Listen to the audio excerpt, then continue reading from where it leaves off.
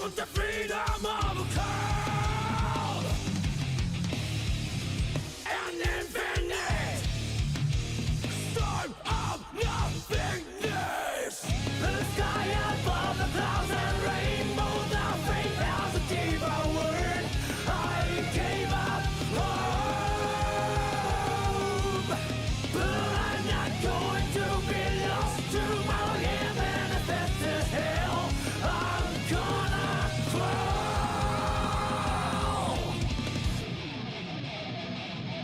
Slide tranquility. Slide fate domain. The car is not real. It's only my mind. Same old, bring it on down level.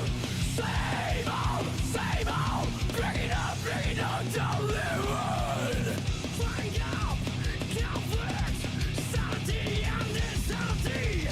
Blue heat, black hearts, instinct and intellect.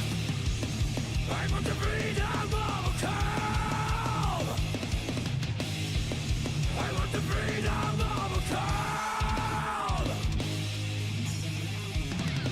The sky above the clouds and rainbow, the fate has a deeper word. I gave up hope, but I'm not going to be lost tomorrow. Yeah, manifest this hell. I'm gonna crawl.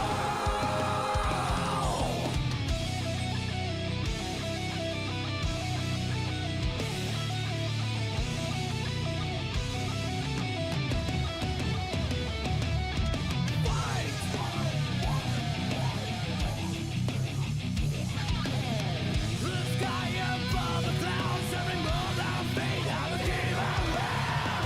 I'm gonna crawl.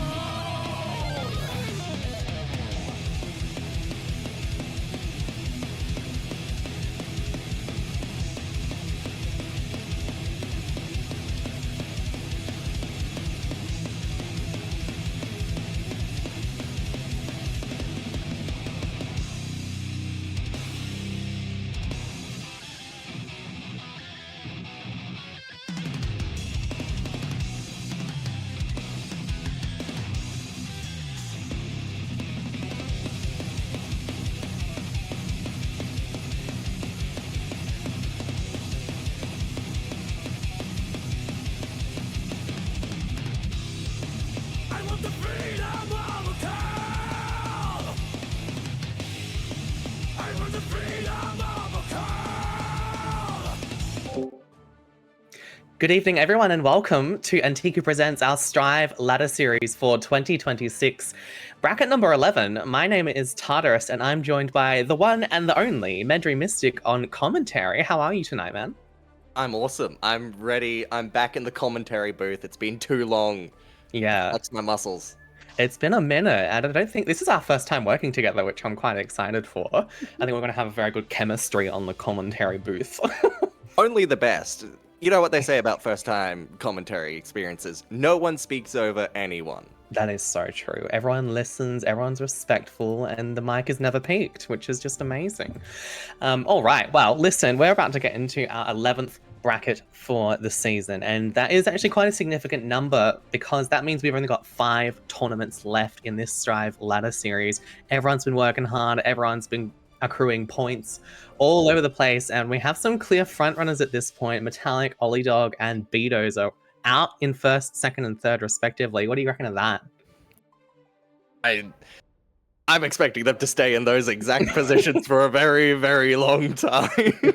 Yeah, I think so too. I mean, MetallicCake has been just utterly dominant ever since we put out that player spotlight for olliedog. We kind of cursed him with that I one. think we may have lit a bit of a fire underneath MetallicCake. Like, so, I'm sorry. Who's the best in OCE right now? Yeah, right. I know, he's just actually come back in full force, laved that Axel matchup, decided no more losses, and then he proceeded to win 5 in a row. Beedozer winning our most recent, if I recall correctly. Very impressive performance from him and all of our other contenders as well. have really been showing up in force. We've got Luca, we've got Sky, really performing amazingly this year. And kind of the most interest I'm finding, Medri, is that in the middle pack, right, is that it's currently seeming like first, second, third is relatively settled for the moment, but the middle pack is really changing up. Amira, Sky, Cherry as well. Those are some real X factors here. Yeah, fighting for relevance. Because Yes. maybe it's populated by people that aren't necessarily winning brackets, but are getting solid enough placings against each other. So there's a lot of competitive closeness there, where they just get to push themselves and each other. Yeah, certainly. And it's also a question of who's going to make our like bottom 5 or so qualifying players for the end of season invitational, right? I could not imagine being in I that know. situation. It's so much pressure. And that's not even to say anything about the LCQ as well. I know a couple players are sort of almost hinging their bets, almost like pinning it on that LCQ spot to make it into the top 16. But really, this season, this format has rewarded consistency over the... It's clear to me that all the players who've been playing a lot, they are the ones who have their spot most secure. But Yeah, if you show up, you'll get rewarded, and not only in experience, but in points. So, always. Yeah. Okay, we're getting into game number 1 here. BAQADNE on the Asuka, a recent convert, if you like, from the Faust against Atomhix. Relatively newer name, but on that Venom for today. Yeah, Atomhix I've seen around the block, and it's just shown off a pretty good, consistent Venom. Like, maybe there's some fringe tech missing, but it's very good on the fundamentals. Solid, like, understanding of what we want to accomplish on the character. Yeah, totally. BAQADNE as well, a lot of practice on this character. This Asuka recently, you can see a conversion off of that 5Q plus the follow-up. We get the super as well. It's going to be a lot of damage, not enough to kill though. Oh. Just reset into mix, why not? If you've got plus frames, you better well use them. Gotta spend those, baby. Okay, round 2 here, and BAQADNE, a strong resource advantage here, and perhaps shouldn't reveal this on the mic too eagerly, but I did do a little bit of VOD review for BAQADNE. Slight commentator's bias, maybe, but... Conflict of interest, hello? That's right. You should be ashamed. She is an Antiku employee, so listen, I'm just helping out my laborers. Burst is gone now, and no mana as well, but nice counter hit here. I would do the same if I were as good at the game as you. Yeah, this is where you said, oh, I told Bluedude everything he knows. Recent winner of second win. Charge Dust comes through, though. Oh my god.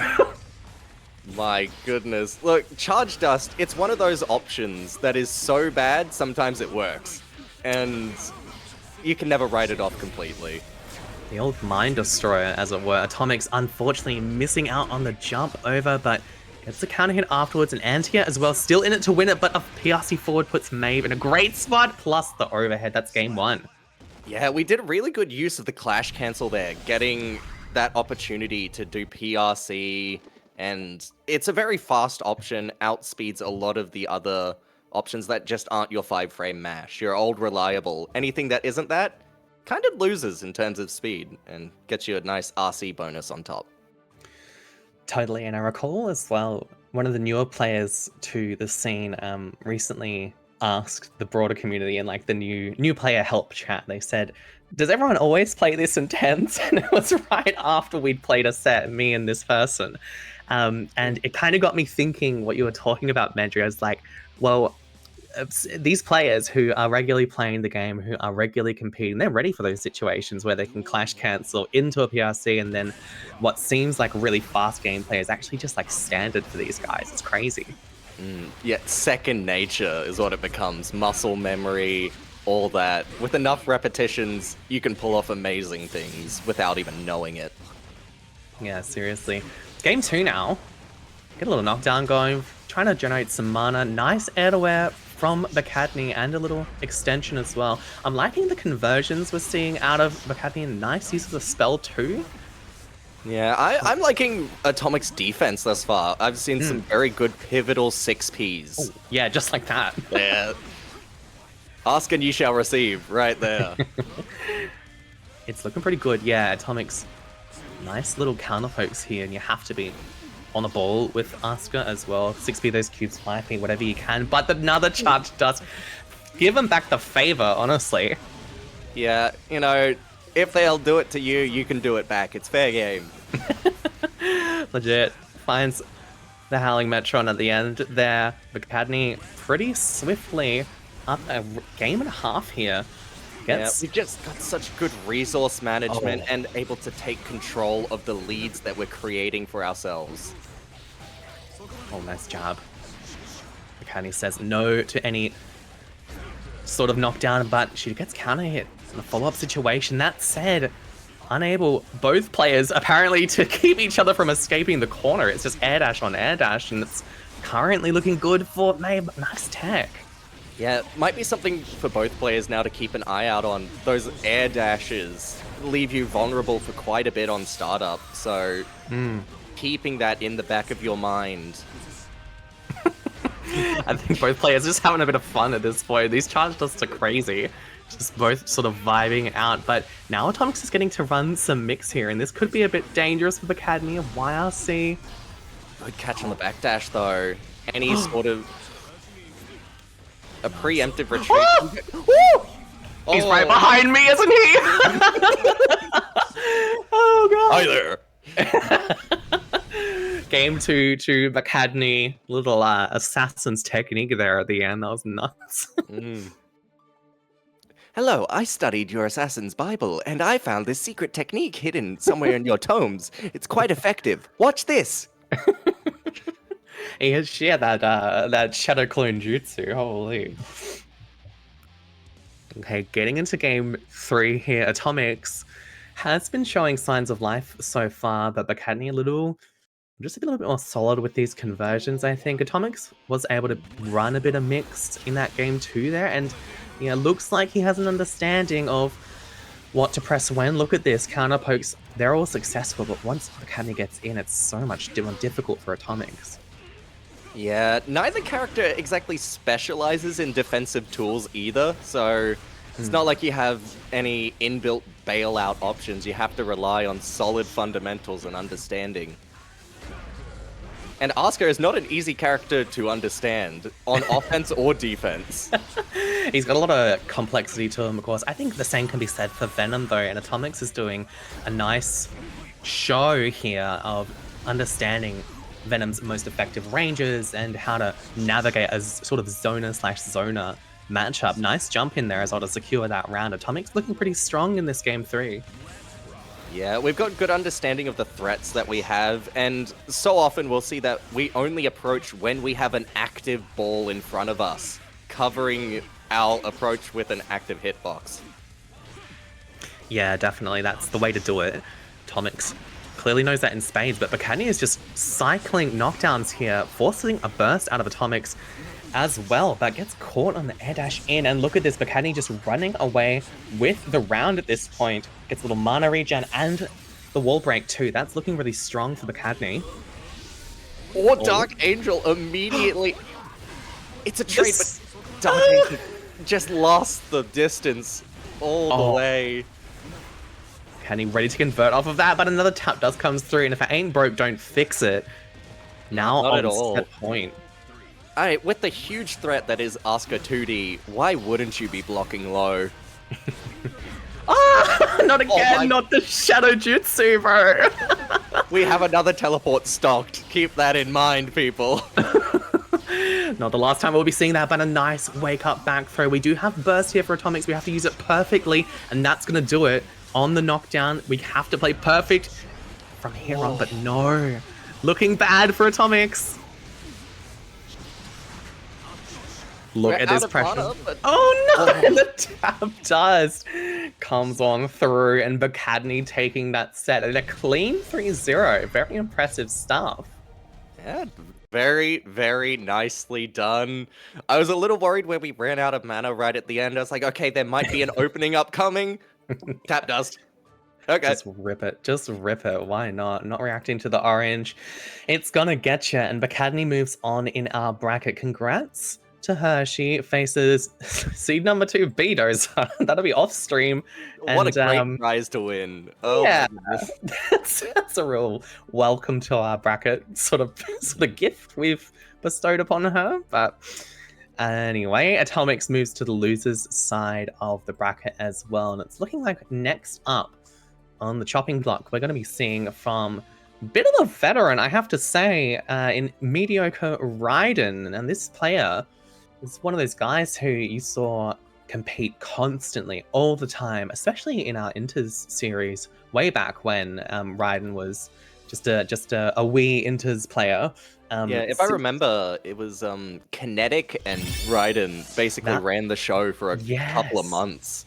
That was the classic, right? That was the Let It Ride classic, and it did last for months, but Ryden has since moved on to greener pastures, come back for a bit of a return tour, if you like, in Strive, running that Slayer up against OCE Strive's own Bananas on the Potemkin. Here we go. Oh my goodness. And historically, not a great matchup. I've heard from all the Slayer players. The complaints have come through in full force. But definitely, if you navigate it smart enough, safe enough, take a few more risks, you can get around it. You certainly can. This BRC mix, it hurts to deal with, and we get caught on the backdash though.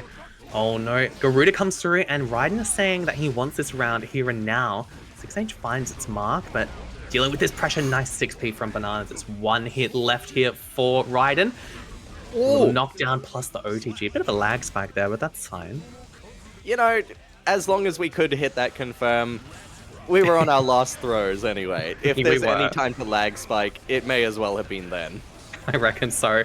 Oh, just backdash not in range for the 2H. Instead gets anti-aired. Hold this guard crush. And was continuing pressure here. The RC to extend plus a Potemkin Buster. Nice find by Bananas, and it's one hit away. That's gonna do it. I think you meant one grab away. That was... That is what I meant. That was the correct terminology. I understand. You're like, you knew what was coming. You just misspoke, obviously, right? Anyone would do it.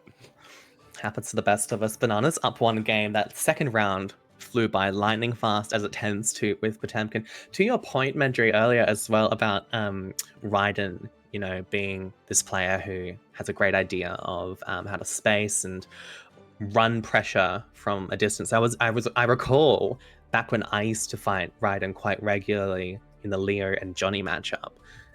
Just his pressure. I remember at times like he was so dominating in the matchup at one point that I had to sit down and seriously study. He's one of those players who actually got me in the lab. There's only been like half a dozen of them who forced me into training mode because I could not see another way forward. So I wonder if we'll see the Johnny here, maybe a bit of a callback for Ryden. We'll see. Yeah, I am aware that we are not very happy with the matchup at the moment, especially after that first game, while we're sitting there going, okay, I've tried to run my game plan. It's not working at the moment. Slayer can't space as well. He doesn't have as many effective lows that can kind of beat out the hammerfall options and the other pokes. I think that's what this long pause that we have right here is genuine consideration. Do we switch back to the Johnny, who we haven't played in a little bit because we've been trying to make the Slayer work? Or do we just stick out on the Slayer that isn't looking so hopeful right now? We'll have to see. I think as well, the pause is maybe just checking the ping. There was a little confusion there, but definitely Ryden would be using the opportunity as well to consider, well, is it Johnny? Is it Slayer? Is it maybe Kai? I mean, Ryden, listen, he did have that Kai for a long time, and he got quite good at the character, but it's looking like it's Slayer all the way, baby.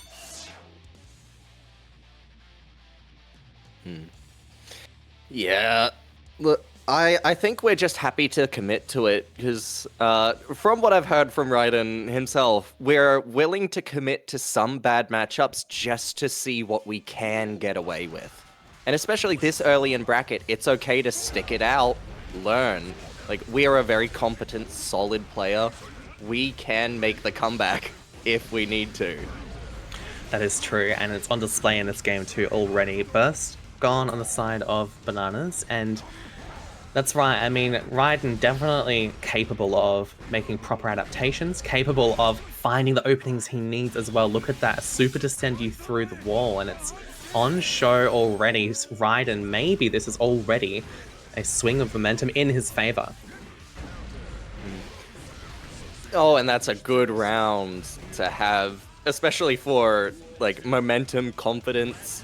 Everyone needs that. No matter what level you play at, you need confidence. You need momentum. Yeah, 100%. Big 2D there. Gets a little bit of nice backdash on the throw, but unfortunately we get first baited in the follow-up situation. We're getting Potemkin busted, but no, PRC kind of weird, but we get hit by another grab. Devastating sequence of events for Ryden here, and where to? It's YRC in response. Trying to find some opening, cover some ground, but it's just jab out. There we go, Bananas on the level playing field. Yep. Very quickly we saw those tides turn. The moment we nailed Ryden down into the corner was the moment where we just lost our movement tech that we were using quite nicely to try and play distance as best as we could. But once you're in the corner, there is no ground to give. Yeah, I mean, Slayer defense, that's kind of the joke with this character, is that how good the offense can be.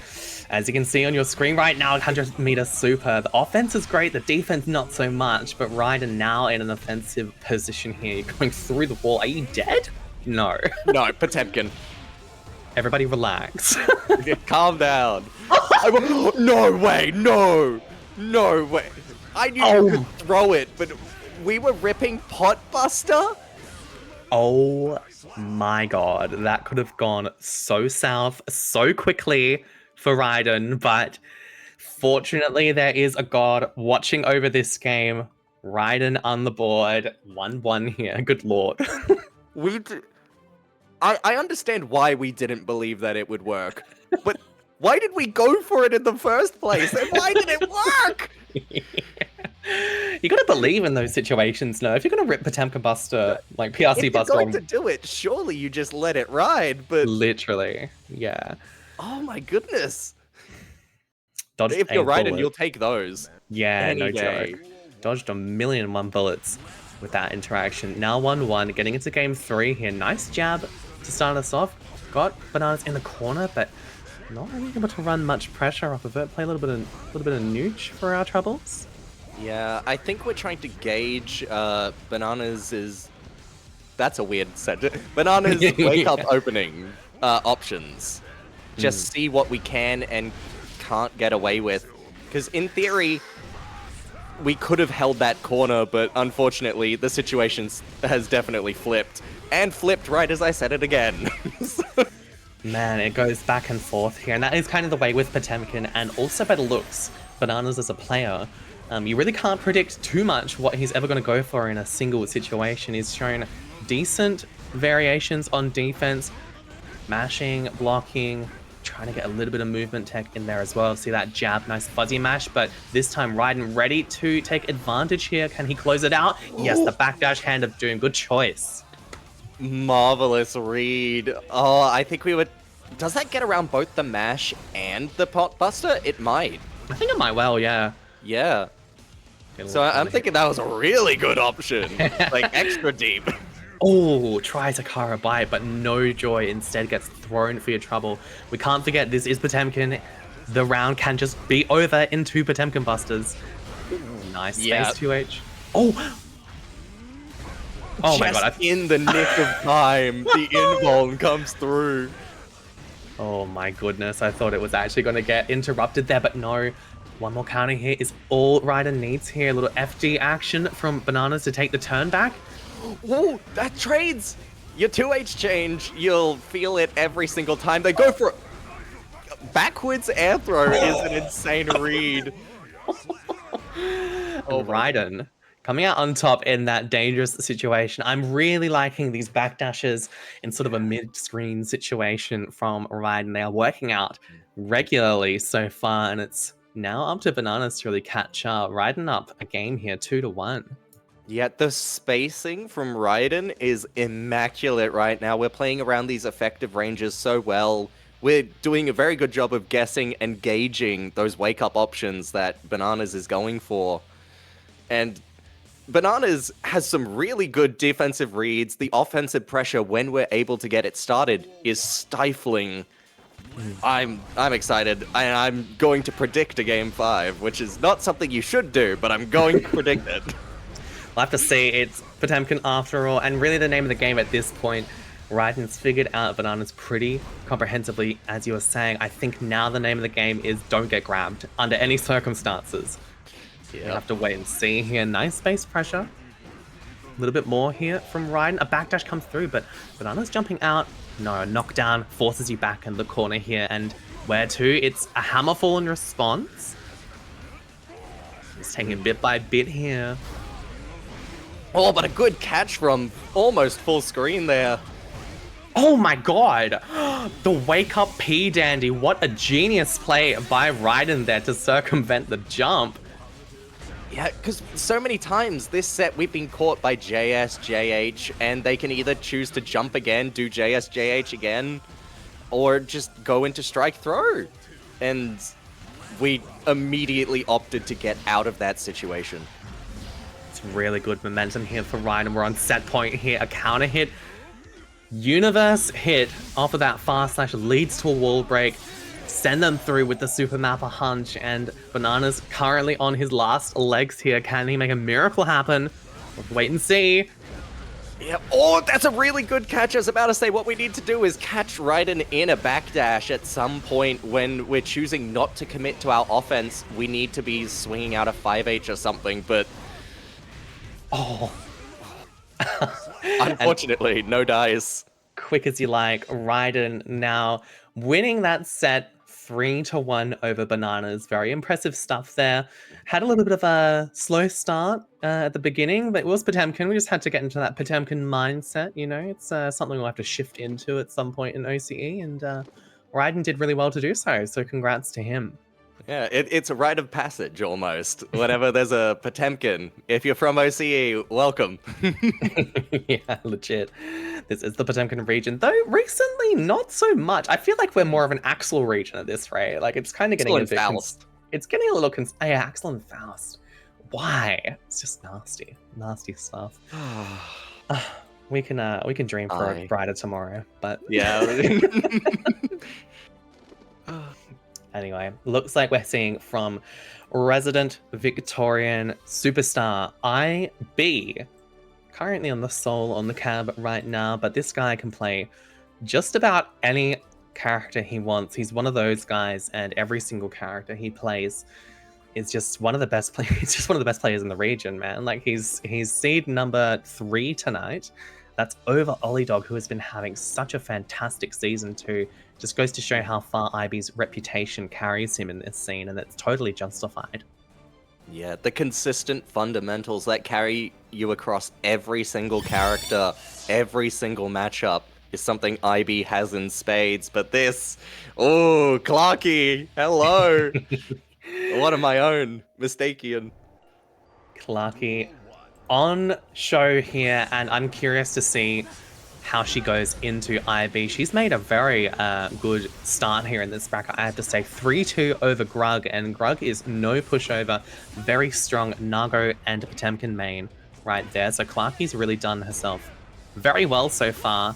Can she keep up with the likes of IB? This is a huge task ahead of her. Forces a burst out of this game 1, and we'll have to see if she can escape the corner. Oh, what a confirm. Right now, we're just trying to find a way to deal with how slippery IB is being. Oh my goodness. Volcanic Viper, and of course IB does not drop those. It's clinical for the Soul main so far. This is the canon matchup, by the way. Soul and Kai doesn't get more guilty gear than this. Nice conversion there by Clarkie, though. Yeah, if we truly want a taste of canon, I'm wishing for a game 5. Because that's how canon goes. That's true, right down to the wire, but I mean, IB, look at how much damage he does in just one conversion. Nice run up throw, showing that you can scrap there, and tap dust comes through. Clarkie identifying a lot of good opportunities for herself here. Sends IB through the wall, equalizes the health, but IB's got a lot of meter to work with. Shock State applied, though, that can get us some really good openings if we can start to push our offense, but unfortunately it's run out. That said, though, we get running. Yeah, we got throw RC, and Clarkie now owning the corner, tosses a Sacred Edge, and IB gets opened up, and Clarkie takes a round. Impressive stuff here. Really well done. We just looped Guard Crush into plus frames, and eventually IB did guess wrong on our offensive option. You can't be right all the time. And we're starting to get a glimpse, after Clarkie has able to get some momentum for herself, we're starting to get a glimpse of IB's perfect defense. I don't know if anyone's tried to run offense on this guy, but it feels impossible. That said, Clarkie with a perfect back throw here, an opportunity for her. Can she make it? And it's DP in response to the run-up throw attempt and get jumped in. Oh my god. Wait, jump this. It's a hit grab, right? RC! Why RC? Oh my goodness. Oh my god, that was a crazy interaction. What's Ivy gonna do? Just looking up for an option. Gets bursted out of the corner.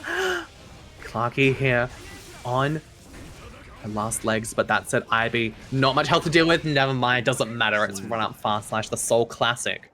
Backdash caught. We were trying to play a spacing game here, hoping that the option, whatever we went for, was too short, be it throw or maybe even a 2K, but fast slash just long enough catches us. It does, but I have to say that was a very impressive first game from Clarkie here. I mean, IB is, it can't be understated. IB is really leagues above almost everyone else in this region. It's just that he doesn't compete too often. You don't see how strong this guy is. So to keep up with IB in any game is, that's really a testament to just how talented you are at the game. You know, playing Guilty Gear for IB is like riding a bike. You never really forget. And you're just as good as the day you stopped. 100%. Game 2 on your screen now, and look at this, a nice air conversion. We had RC to extend. It's not gonna result in much. The tap dust is blocked, but not the follow-up low. IB, clinical rounds there. We're looking so good when we're able to get an opening as Clarkie, but it's just when we're able to get these openings, and that's a very good one.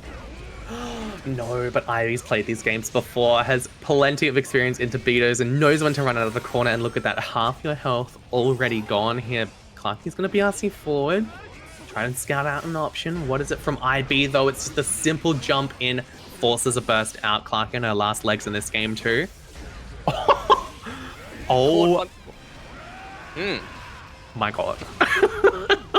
I don't know, I felt like Clarkie could live there, you know? I think we'll see Clarkie in like 30 seconds, you know? Clarkie didn't die. I don't know if that one's making it onto Will It Kill, man. But IB, I mean, living up to the name, by the way, 2 instant blocks there, back to back, forcing a punish, and this guy is just the immovable object of OCE. He is such a rock to deal with, and Clarkie, as much as she's finding openings here, it's not even really enough in the long run. You need something special against this guy. Game 3 now on your screen. Yeah, and I'm hoping that even if we're losing this down in the set, that we're learning something about this matchup, about how to play, like how IB plays the game, what we can learn. Because these are 2 Shoto characters, even if they're slightly different in purpose and damage outputs, they still carry a very similar-ish game plan at times. At times, yes, but IB, I mean, this fundamentals, man, look at this, a perfect confirm off the back of some incredible defense, some incredible neutral play, and quick as you like, we're already on set point here for IB. Yeah. Really, the ball is in Clarkie's court. We have to be able to slow down IB's offense while making the most of every single offensive opportunity. But IB has insane defense and really good offense too. We've been talking about the defense, but the offense is right there, staring you in the face. It is brutal. Nice tap dust RC here for Clarkie. A little bit of pressure going on in this corner, and you're right, the offense is crazy here. A counter hit fast slash is going to hurt. Bit of a knockdown here as well. And I have to say, Clarkie, I did see earlier, she did try to delay that Clat here. And nice IB as well. She's making adaptations. But the thing is, IB is also making adaptations. She's always one step ahead of the opponent. Ooh. Unfortunate confirmed there, we weren't quite able to get everything we wanted, but we're putting IB down so low, anything will do it. Oh. That's gonna absolutely hurt so bad. Oh my god, it almost kills. Oh, but nice fireball. Great choice by Clarkie there. She stays in it. My goodness, really good call there. We played space as best we could, and that fireball at just the right moment. Able to escape the corner, but I mean, for how long? We're going coast to coast here by the looks, and look at this. Your backdash is called out, sent through the wall. No super, but IB, that just means more meter generation here. A nice stun dipper. Tap Dust is jumped out, and look at this, IB. One more counter hit is all he needs. I think even a normal hit might be good enough, because we've got 100 meter. It might just be, but Clarkie finding opening somehow, some way here against IB, able to fight back, but it's just the back throw into the RC. No, we don't convert. Or we jumped to avoid throw. We had really good recognition that there was no shock state, so that kick on that flip kick, not plus anymore. It is your turn if you take it. That's right. Well done by Clarkie, but in the end, it's a 3-0 over to IB, and to be expected. I mean, a player of IB's quality, of his veteranship, if you like, his experience is just too much for the vast majority of this region to handle. Though that said, Clarkie did fight back often there, and I'm very impressed with her gameplay. Really impressive stuff. She moves on to the losers side of the bracket now, while IB moves on to fight Soop off stream. Soop having a good run tonight, but it looks 3-0 over Kozioski and 3-1 over HoodRush. Looking like we're going to be seeing from two regular Strive ladder contenders. We have Kyriachos, the one, the only on that Nagoriyuki, up against Grace, who I believe is going to be running the Robo-Ky tonight, if I'm correct about that. Well, I believe you've been proven correct.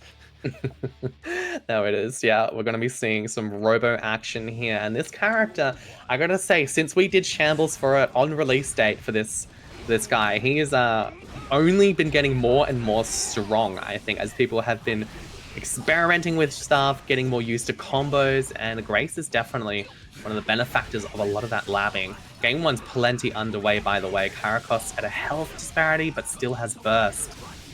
Look at this. Oh my god. It's just that unicorn hop. I don't even know what its name is. I can't tell you. Oh my gosh. Like, look at that. We were not doing that on day 1 release. I gotta say, send them through with the order. Boom. Dummy. Send them on through. Does a lot of damage. Grace, less burst, but up around here. Trade in Kyriachos' favor. And I think Kyriachos as well, probably content just to scout out this new Robo-Ky tech. Only dropping burst when he absolutely needs it. I think the biggest thing, as always, to keep an eye on with Robo-Ky is the offense. Just the offensive capabilities are so insanely free-form, I want to call it. It does feel that way, and it feels like his mix off of this unicorn propeller. Nice super, though, from Kyriachos to fight back. This mix, it does have exploits. It does have weaknesses to it, just like those gaps. Kyriachos aware of it, and now with an opportunity here to even up the playing field. Oh. Yeah, levering the huge damage that we can get off of our normals. Man, game 1 already gone here. Grace able to find the perfect conversion off of that jump in, and she's really been representing a lot of that IAD down BRC cancel tech, which does not roll off the tongue very nicely, but it does have a lot of strong effect. We see a lot of that actually in Wison's gameplay on Geo. Helps for that quite a lot to catch the opponent off guard, works to quite strong degrees of success, and Grace also finding that it's probably the optimal way, or one of the ways, to get past Robo-Ky's less than ideal neutral, let's say. Yeah, anything that you can do to avoid being stagnant for too long as Robo-Ky is a very good option to attempt at least once in a set. I think so. Already seen it twice. Here we go. Game 2 coming on through, and curious to see which of these two are going to end up with more points on the ladder. Currently, I believe Kyriachos is out in front, at least a decent amount, but I have all faith in the world that we'll see both of these players in our top 16 pools bracket close to the end of the season. They are just too strong to be denied a place in that bracket. The question is, would they make it to the top 8 invitational? That is a little bit more nebulous at this stage. Nice anti-air there by Kyriachos, by the way. Oh, it's just a game of catch the...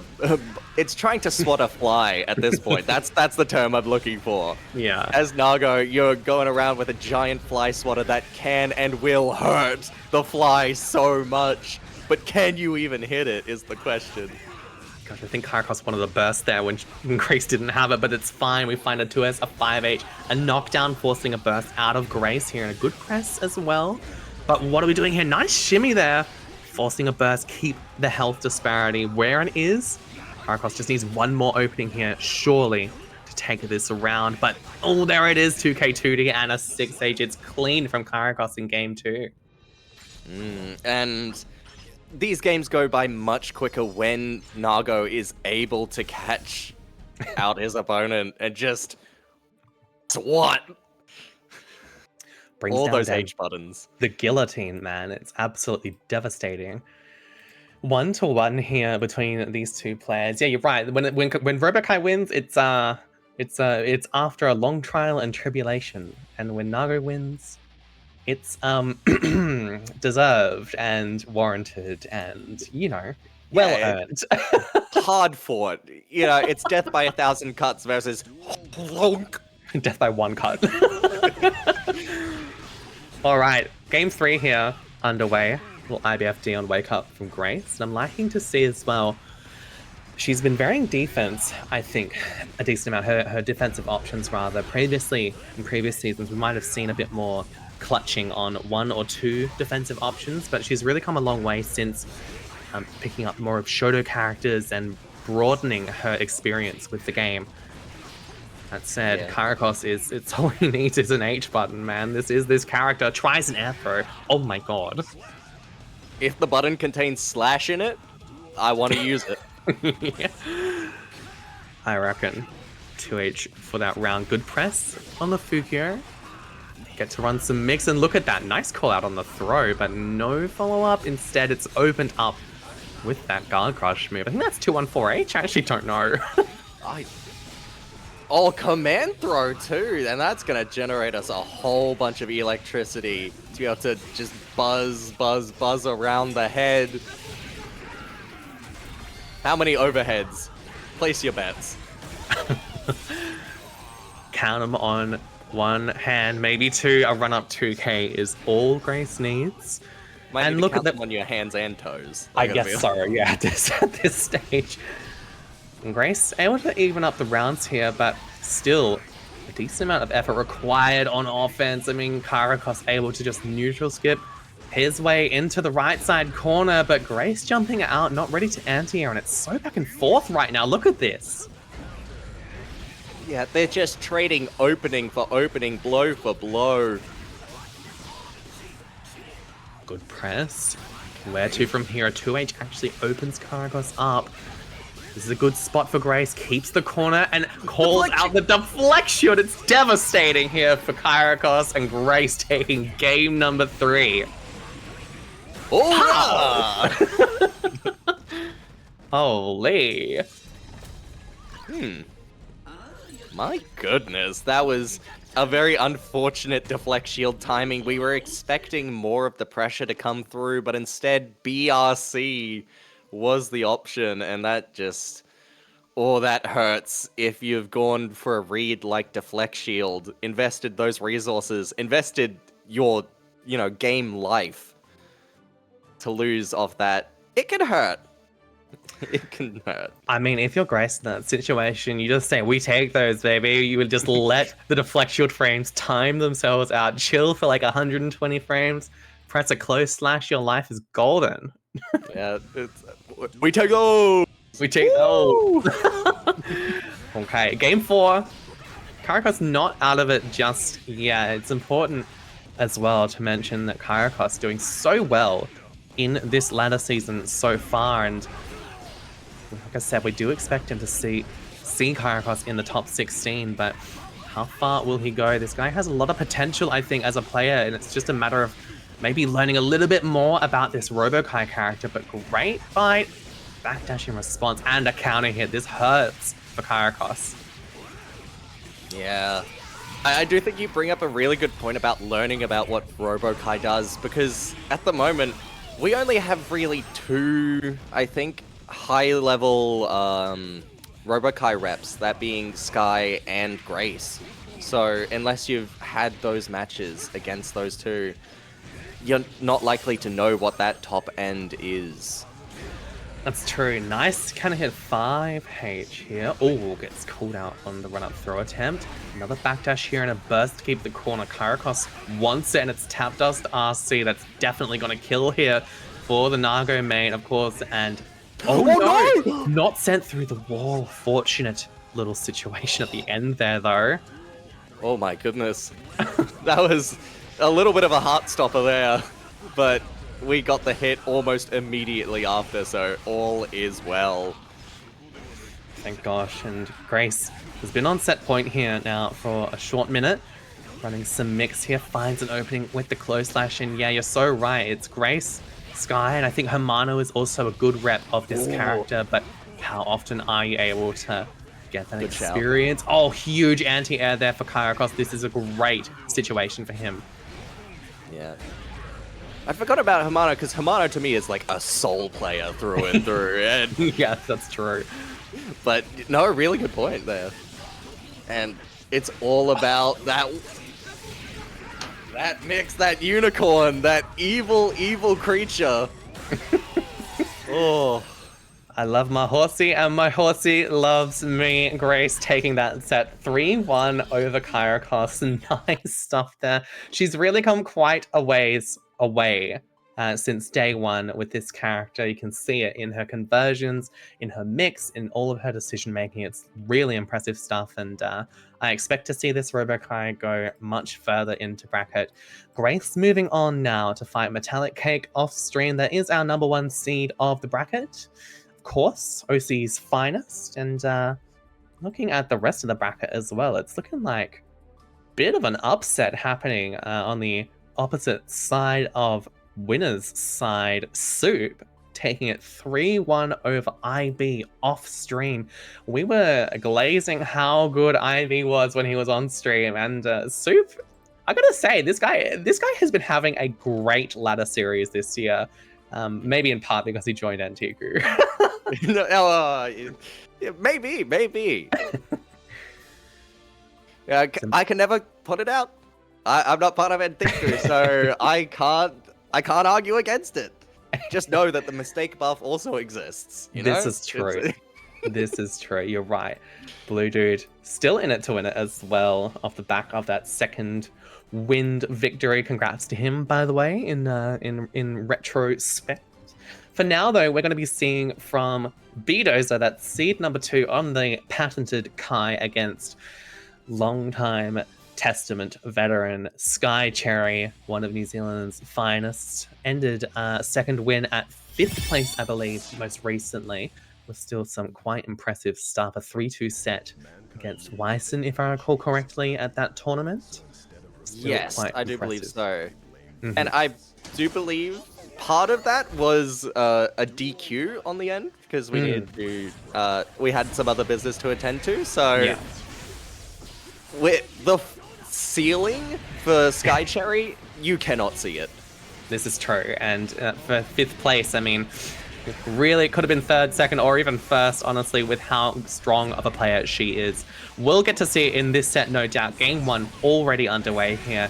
Forced a burst out, and I know that Skycherry has had a bit of something of an epiphany recently with this Testament character. Of course, we're under no illusion. This character has been very in a rough spot since 2.0, but Sophie seemed to have come to a bit of a realization that she needs to press her offense a little bit more with this character, just be a bit more belligerent and kind of ignore, if you like, some of the weaknesses as much as she can. That is just a fundy weakness, so can't avoid that. Sometimes weaknesses are only as bad because you keep thinking about them. But sometimes if you just keep pushing and trying to overwhelm your opponent and just throwing caution to the wind, you can catch a lot of people out. Yeah, that is true. High risk, high reward. Definitely. Beedozer, though, I mean, this guy, contender for the ladder series crown, I have to say. Tap Dust barely out of range. Oh my goodness, a jump in, forces a burst out of Skycherry. She's on her last legs here. Where to from here? An IB, nice stuff B, and I mean, this guy, he could win it all. Currently, third place on the leaderboard, just sends Fireball on Fireball for the chip out. Game 1 to B, and he could take it all, man. I'm telling you, this guy is somebody to watch. He is definitely... That's Goldlewis, man. Like, he can do this. He can do it. He's not that far off of olliedog and not that far off of MetallicCake in points. Also of historical interest, Beedozer, really, I think it's fair to say, the only one who can consistently punch on with MetallicCake, if you like. Like, he is really... Because of his veteran experience, he knows how to get games off of Metallic in a way other people probably don't. Yeah, blow for blow with those two every single time we see them. But that might be a set for later. For now, it's Skycherry challenging the king of Illyria. Well, Yeah, not anymore, actually, in lore. Maybe not. I don't keep up with the lore myself. My bad. But no, this is a great start for Skycherry. Good pop, though, in response by Beedozer. And I mean, this guy's got the conversions for days. Good health disparity, but I mean, one with punish is kind of all it takes to start to equalize things here. It's tough to say. Nice IBFD, gets out of danger, but no, not for long. The Sacred Edge sends through, and it's one hit away for B. Oh! Woo! Alright, that's Calamity 1, named after the one time it works per set. And we'll take that. Calamity, we take this one, baby. And Skycherry with a great 6H at the end there to win that round. Looking a bit more composed here, I have to say. Sophie looks a bit more awake here against Beedozer, and you can't afford any sort of slowness, laziness, or anything against a player of this caliber. Skycherry starting to be online here, but Beedozer are just as online as well. Look at that, what a confirm of the 2D. And we're just going through looping these knockdowns, hard knockdown once more. What option? Yep. We had our one, we had our one. Yeah, it's not called Calamity 2, okay? Oh, nice air to air, or anti-air rather, from Skycherry. A good start here, get that stain pop. Oh my god, but look at that IBs there, staying in range off the back of the H Reaper. Let's see, what can Skycherry do from here? Oh, a TP is tried, but you get interrupted with a 2K. And it's Beedozer time, baby. Oh no! And that's OCE time, OCE burst bait. Every single time. Coast to coast there off the back of the food arc, and the run up throw. We have RC to extend, and that's going to be enough to kill Beedozer up 2 already. Yeah, and Skycherry's putting up a marvelous fight, but we are just getting caught more often than we are catching. It's just trying to find these openings, playing to our strengths as best we can, but we're just forced to play a little riskier, a little closer to Beedozer's game right now. Yeah, and I mean, we're talking about, you know, the weaknesses of a character, and I do agree that sometimes a weakness is only as much as you make of it, but I mean, this character is really struggling for help right now. Look at that. You can't even get your stain pressure going here. You get, what is that move called? 236K? I cannot remember. Stun Dipper is what it's called. Yeah. Long The night. other one's Foudre Arc. Yeah, that's right. Here we go. Game 3. Look again here. Sky Cherry having to deal with these stun dippers. It's so difficult to deal with, and just a jab here from Beedozer equalizes. Forces a burst out, and look at that. Now tries a jump out. She just can't escape the pressure B is laying down right now. Yeah, and our Bane Bird, whatever it's called, I don't know. Unholy Diver, that's it. The Yes! Unholy Diver. The Unholy Diver, it clashing with the Fireball there is such a tragedy for any of our like zoning attempts.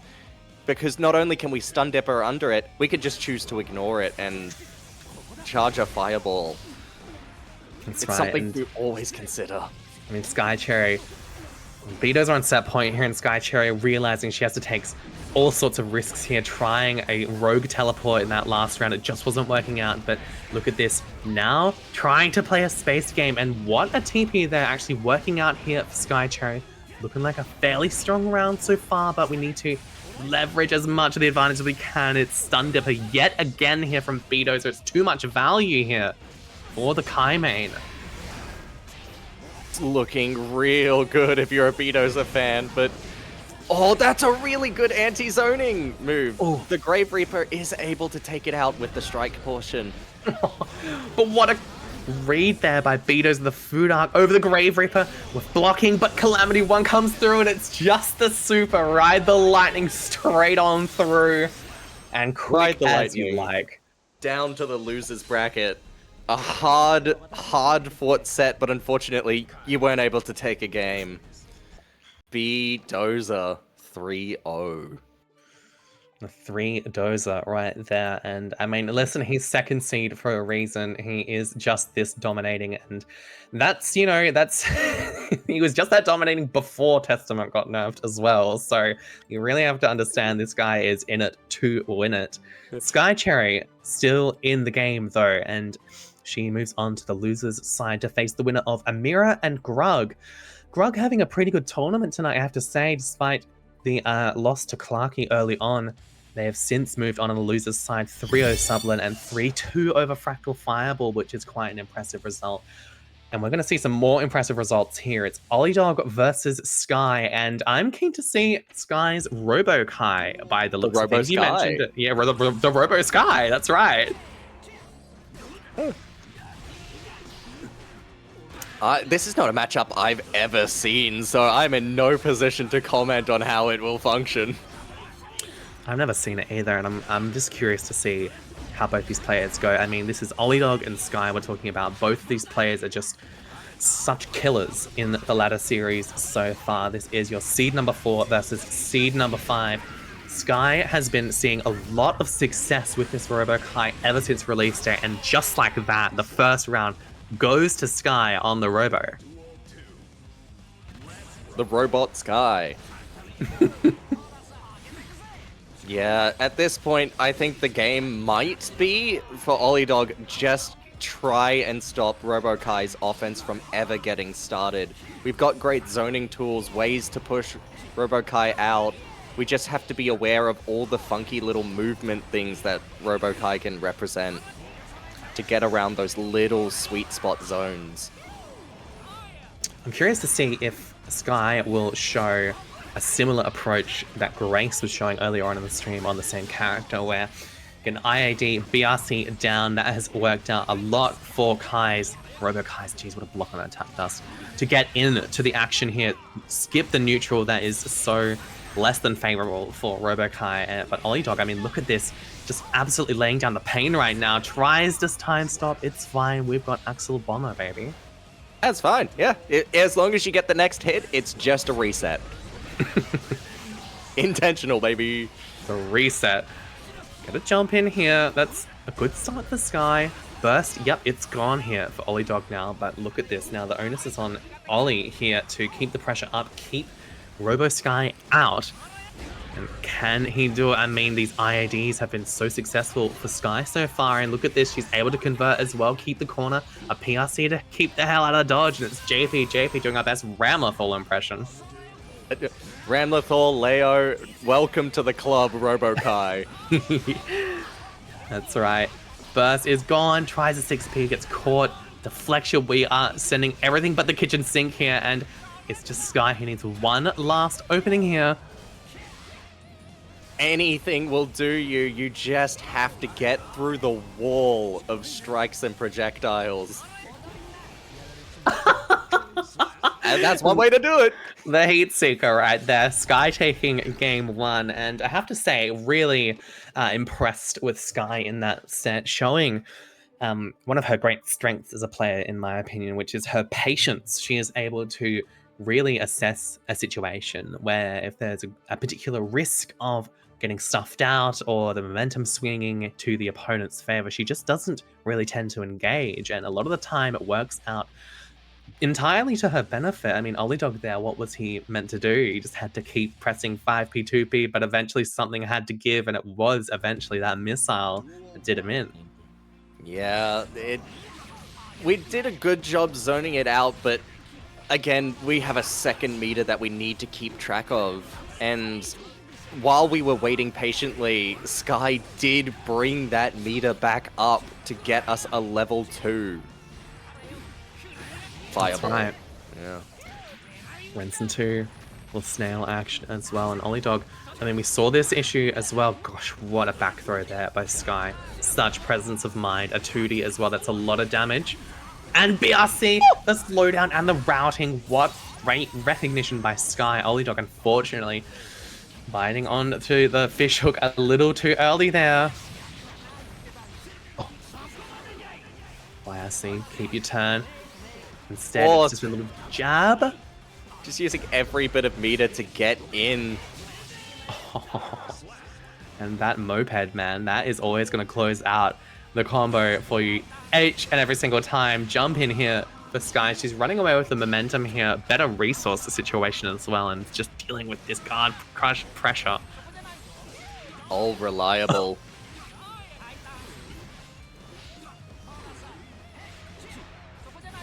Going through a whole bunch of strike pressure in the corner, trying to make sure Skye cannot move at all. I mean, trying to stop her from moving, but like I said, she's just comfortable not moving. She's comfortable just holding down back, just playing that defense. And once the perfect opportunity arises, then she'll approach, then she'll take the risk that she needs to. There it is. Little jump in. Doesn't result in too much, but olliedog back to a neutral situation, has to play it perfectly. Look at this risk build up though on the side of Skye. That's a lot. It's the only downside to patience here, is that if you do make a mistake, it is going to cost you. Yeah, and this is it. This is where it costs Skye here. Axle Bomber to send through. That's 4 in a row, baby. And you're so right. That risk builder, that is the one drawback, and it pays off for olliedog as well. Skye now needing to take just maybe a bit more risk here just to get in, but she knows her game plan well enough. Look at this. Nice jump in and knockdown, and this is perfect start here for Skye. Whoa! We were so close to something there, but we did not believe in the air throw. We had a vision. We had a vision, not one vision. Not enough meter for that one, unfortunately. Not enough. I'll run up throw here. And the shimmy as well. Skye calling out olliedog's attempt there, and she is running away with it. Game number 2 going to her. And olliedog, man, this kid, he is also in the running. Currently 2nd place on the leaderboard in terms of points, but I mean, this set is really showing that Skye is also in it to win it. Wants to move on to fight MetallicCake on stream and winners top 8. Yeah, we're just trying to set ourselves up in the best position possible. And you know what? I think a 2-0 lead is a great position to be. We just have to keep it up. Everything working out very well for Skye so far. Game 3 underway, and olliedog, the responsibility is now on him to adapt here. I mean, how to go forward from here, though. I mean, we saw it in the Kyriachos Grace set where Kyriachos sort of, how to say, disbenefited from a lack of matchup knowledge against this character. Of course, the newest character in the game so far, you can't know everything, but you do gotta have just a little bit of base counterplay against a player as solid as Sky if you want to consistently stuff their approach, consistently deal with them. Look at this, gonna get burst out here, olliedog. Equal playing field now.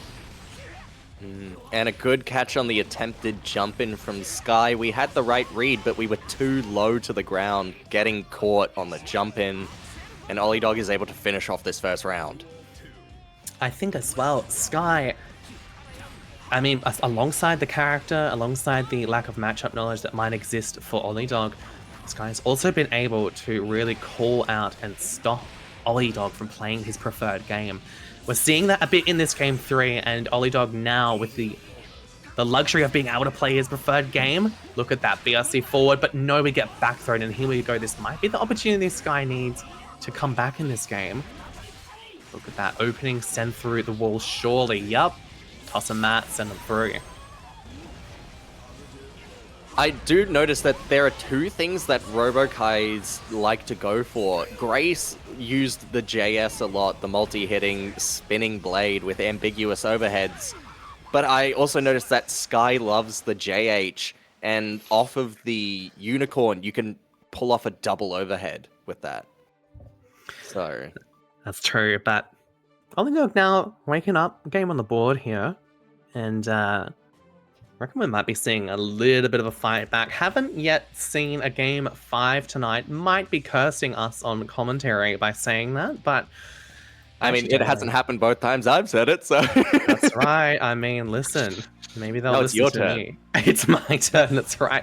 Actually, looking at the bracket, not heaps of 3-2s in this bracket so far. I wonder if this will be one of them.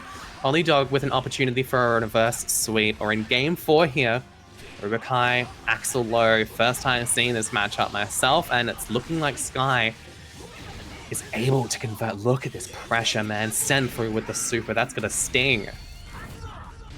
Oh my goodness. Yeah, we choose to hold onto our electricity. It gives us an advantage in neutral that you just cannot replace.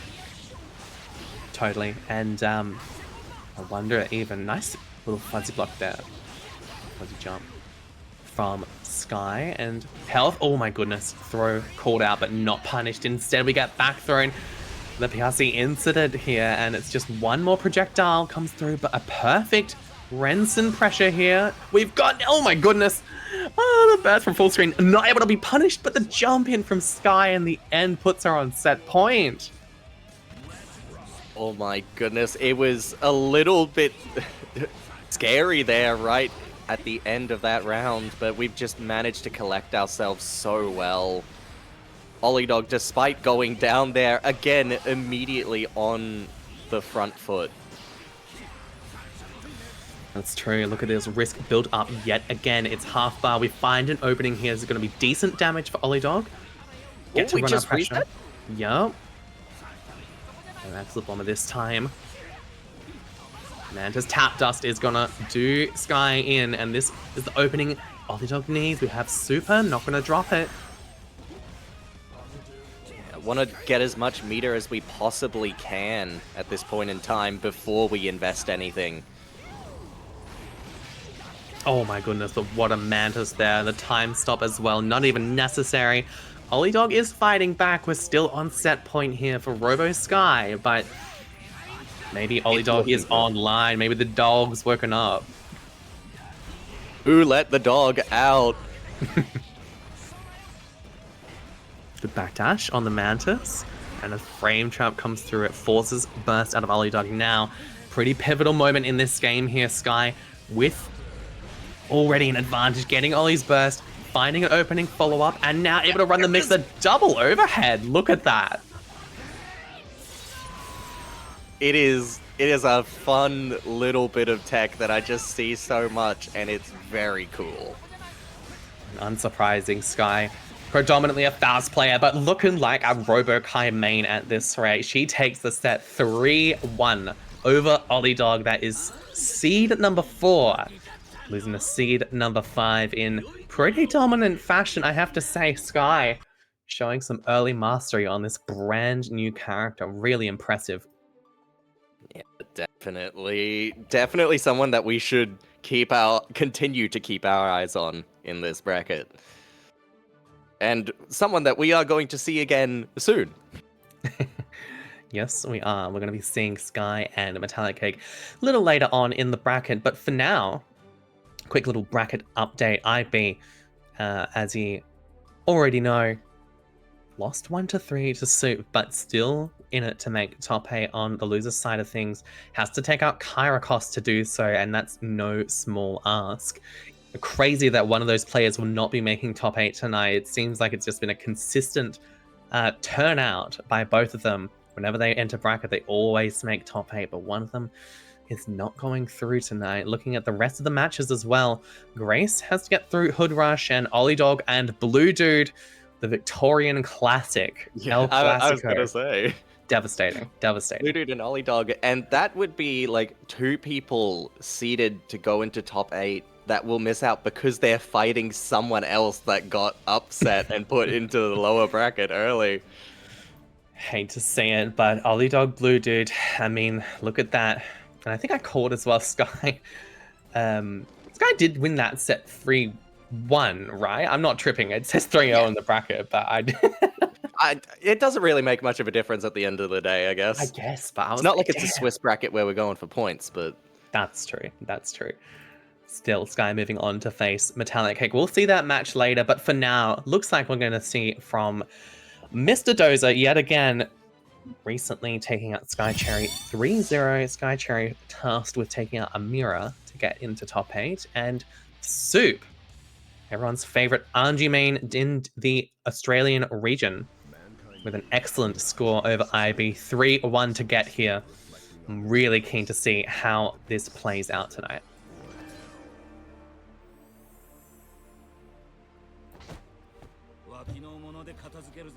Those fans out, baby. All right, game 1 underway here.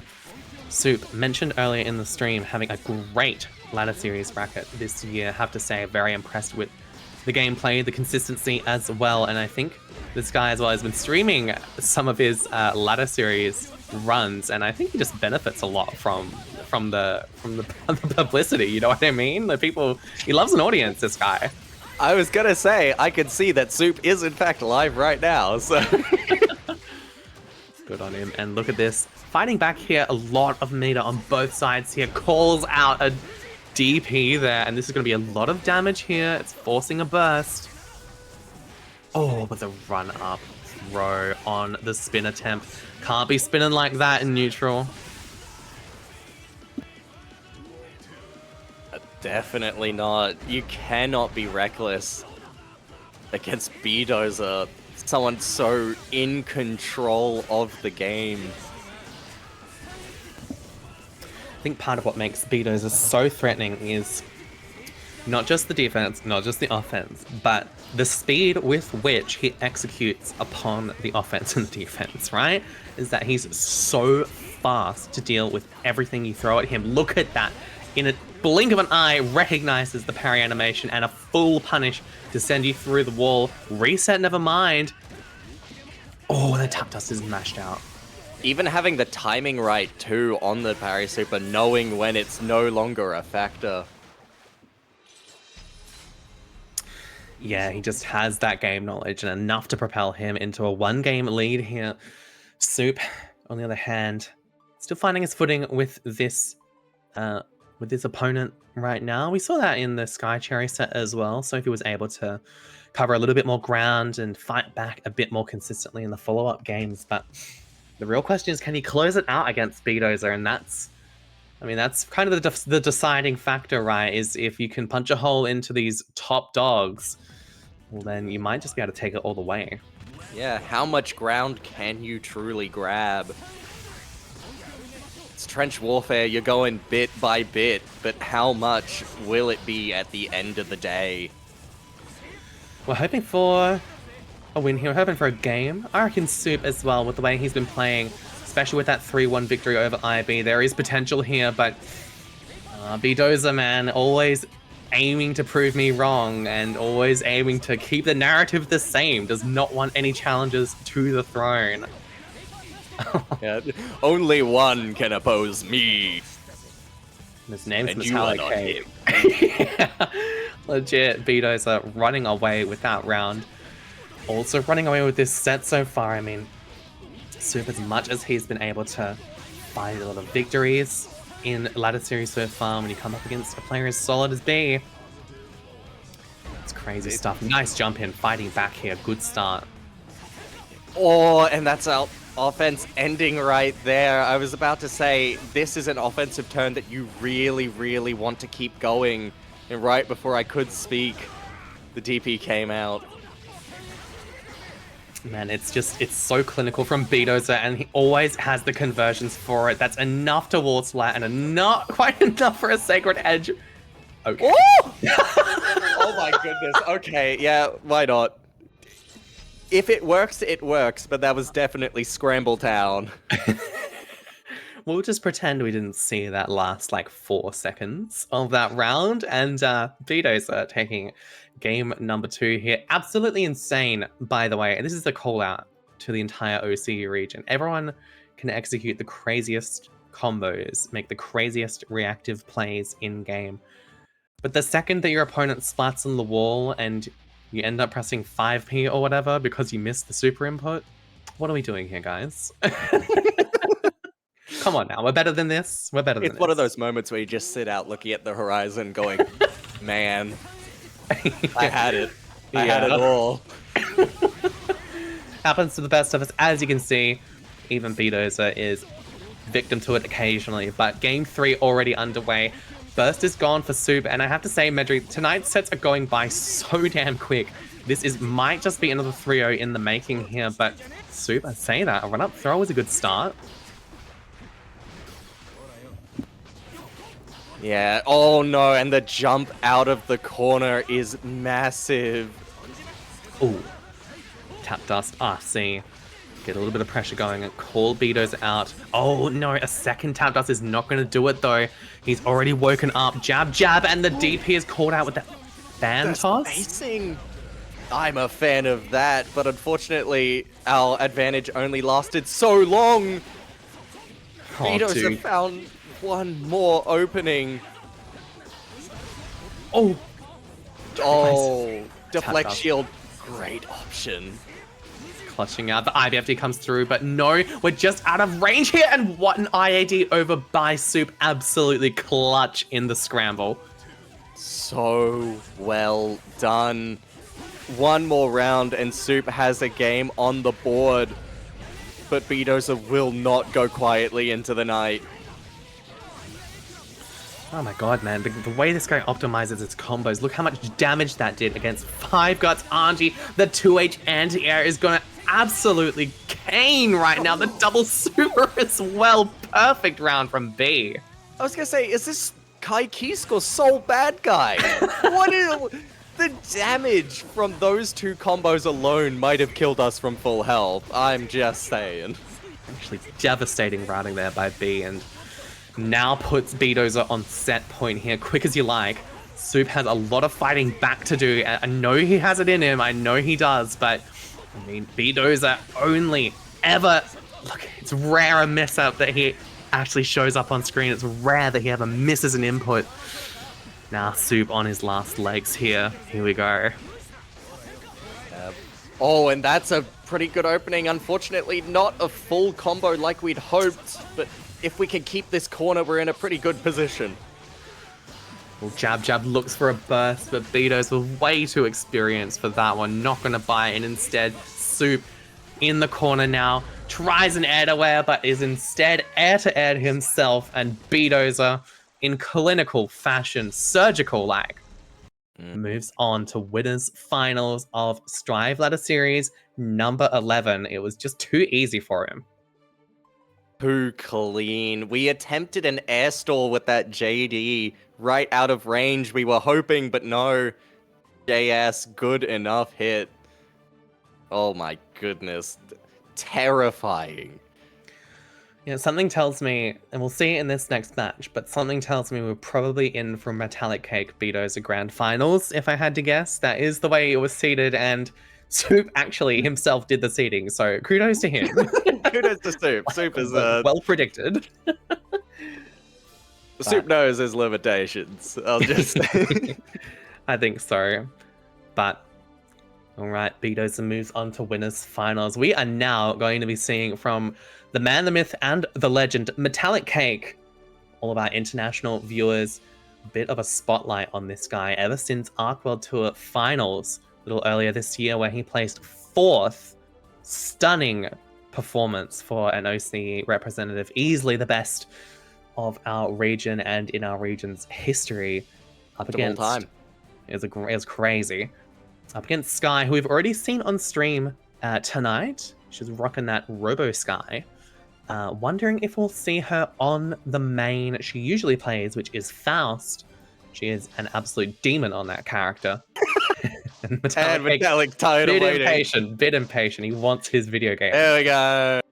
Wide awake now, but yeah. I was going to say, Metallic is on the chip right now and was celebrating or asking in chat earlier for Sky to win so that he could fight the Robo-Ky, but it does not seem that we're getting either of their main picks at the moment. Sky, Monkey's Paw curls. You get Sky to fight as your opponent, but it's gonna be the Bedman. And I know Sky has been playing this character as well. She just is having a lot of fun with those mix-oriented aerial multi-hit characters by the looks of things. Have to see how she goes into MetallicCake's Chipp this game 1. Yeah, it's on paper not the best matchup for the Bedman, but I'm assuming we have some understanding of what MetallicCake is trying to accomplish against our other picks. And the Bedman might be a little bit of a wrench in the works. The plan. Could be, and I'm curious to see how Sky goes with this Bedman. Her experience with this character goes a decent way back. I think actually maybe she was on Bedman a little bit before she was on Faust even. This is a while ago now. She's since become a much better rounded player, a much stronger player. Now able to pilot a character like Bedman to much greater effect. But MetallicCake, look at this, man. I mean, he's also been running this secondary chip for some time. Look at the pressure he's being able to lay down. The overhead comes through, and that's going to be surely enough to kill here. Oh yeah. Clinical. Was there ever any doubt in MetallicCake? I reckon not. Not needing the Eno so far. I wonder, we haven't seen Metallic on stream tonight yet, but I wonder if he pulled out the Eno for any of his previous opponents that included such company as Grace and MediocreRyden. Might have to pull out the big guns for those guys, but I mean, he's happy to stick to the chip against Sky, and she is seed number 5 in this bracket. She's no slouch. Yeah, I do think it's also a good question. I actually think it might be quite likely that we were running Chipp the whole time into both a Slayer and another Robo-Ky, which might have been a reason why we were so confident in the potential Sky matchup, Robo-Sky matchup, I should say. That's true. I reckon we've probably been dealing with Chipp this whole time. Listen, if we do end up getting to that MetallicCake Beedozer finals, I can tell you for free, we will not be seeing that Chipp. Beedozer is too strong for that.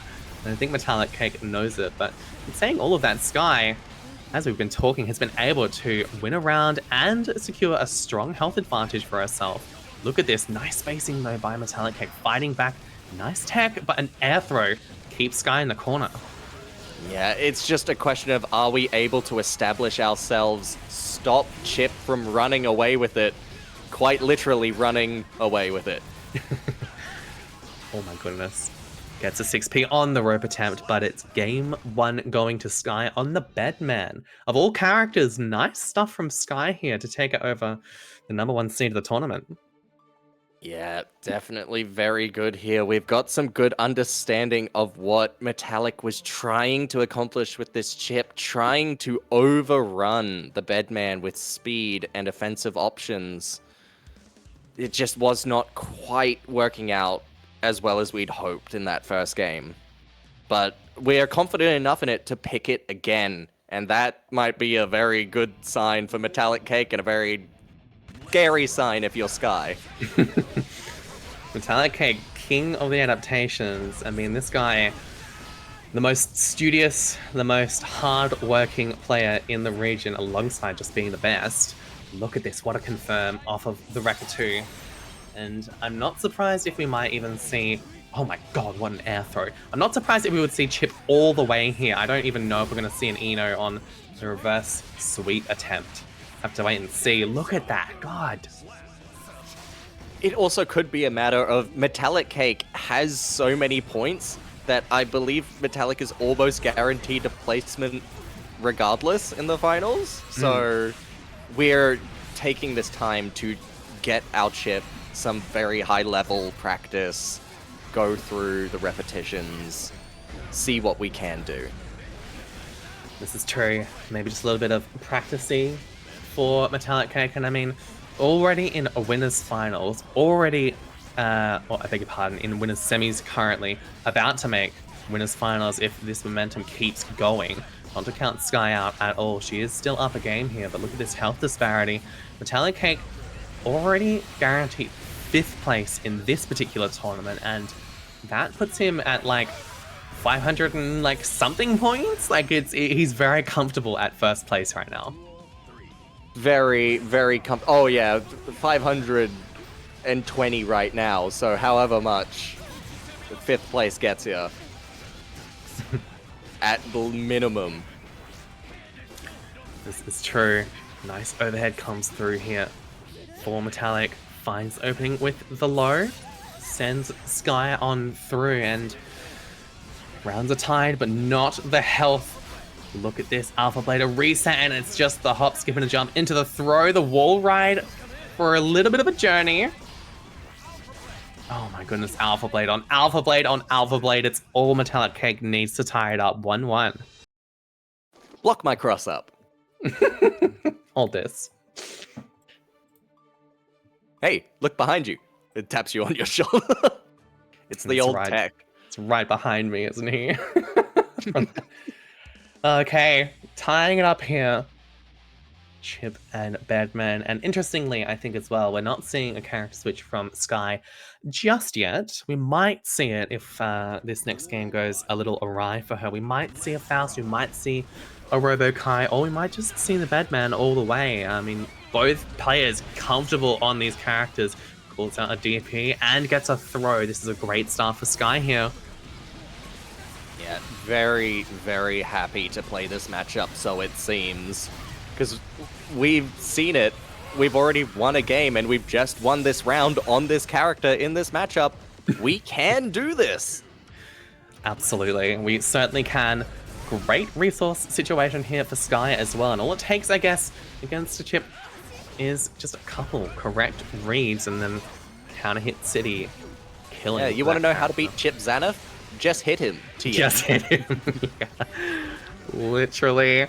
Sky seems to know that in spades. Metallic fighting back a bit here. Oh, little shimmy action, the 2D, and we have a full combo to do that as well. Super as well. Gosh, build that meter. We just want hard knockdown into mix, because at this rate, one good mix opens us up for a kill, but oh dear.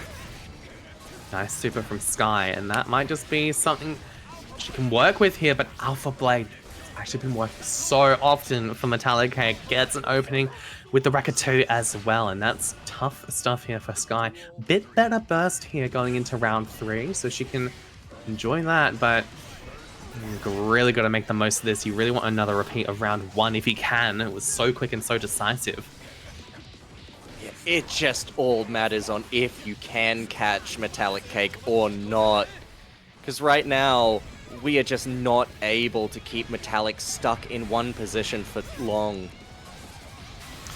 No, he is seriously just moving and grooving right now on this Chipp Xanath.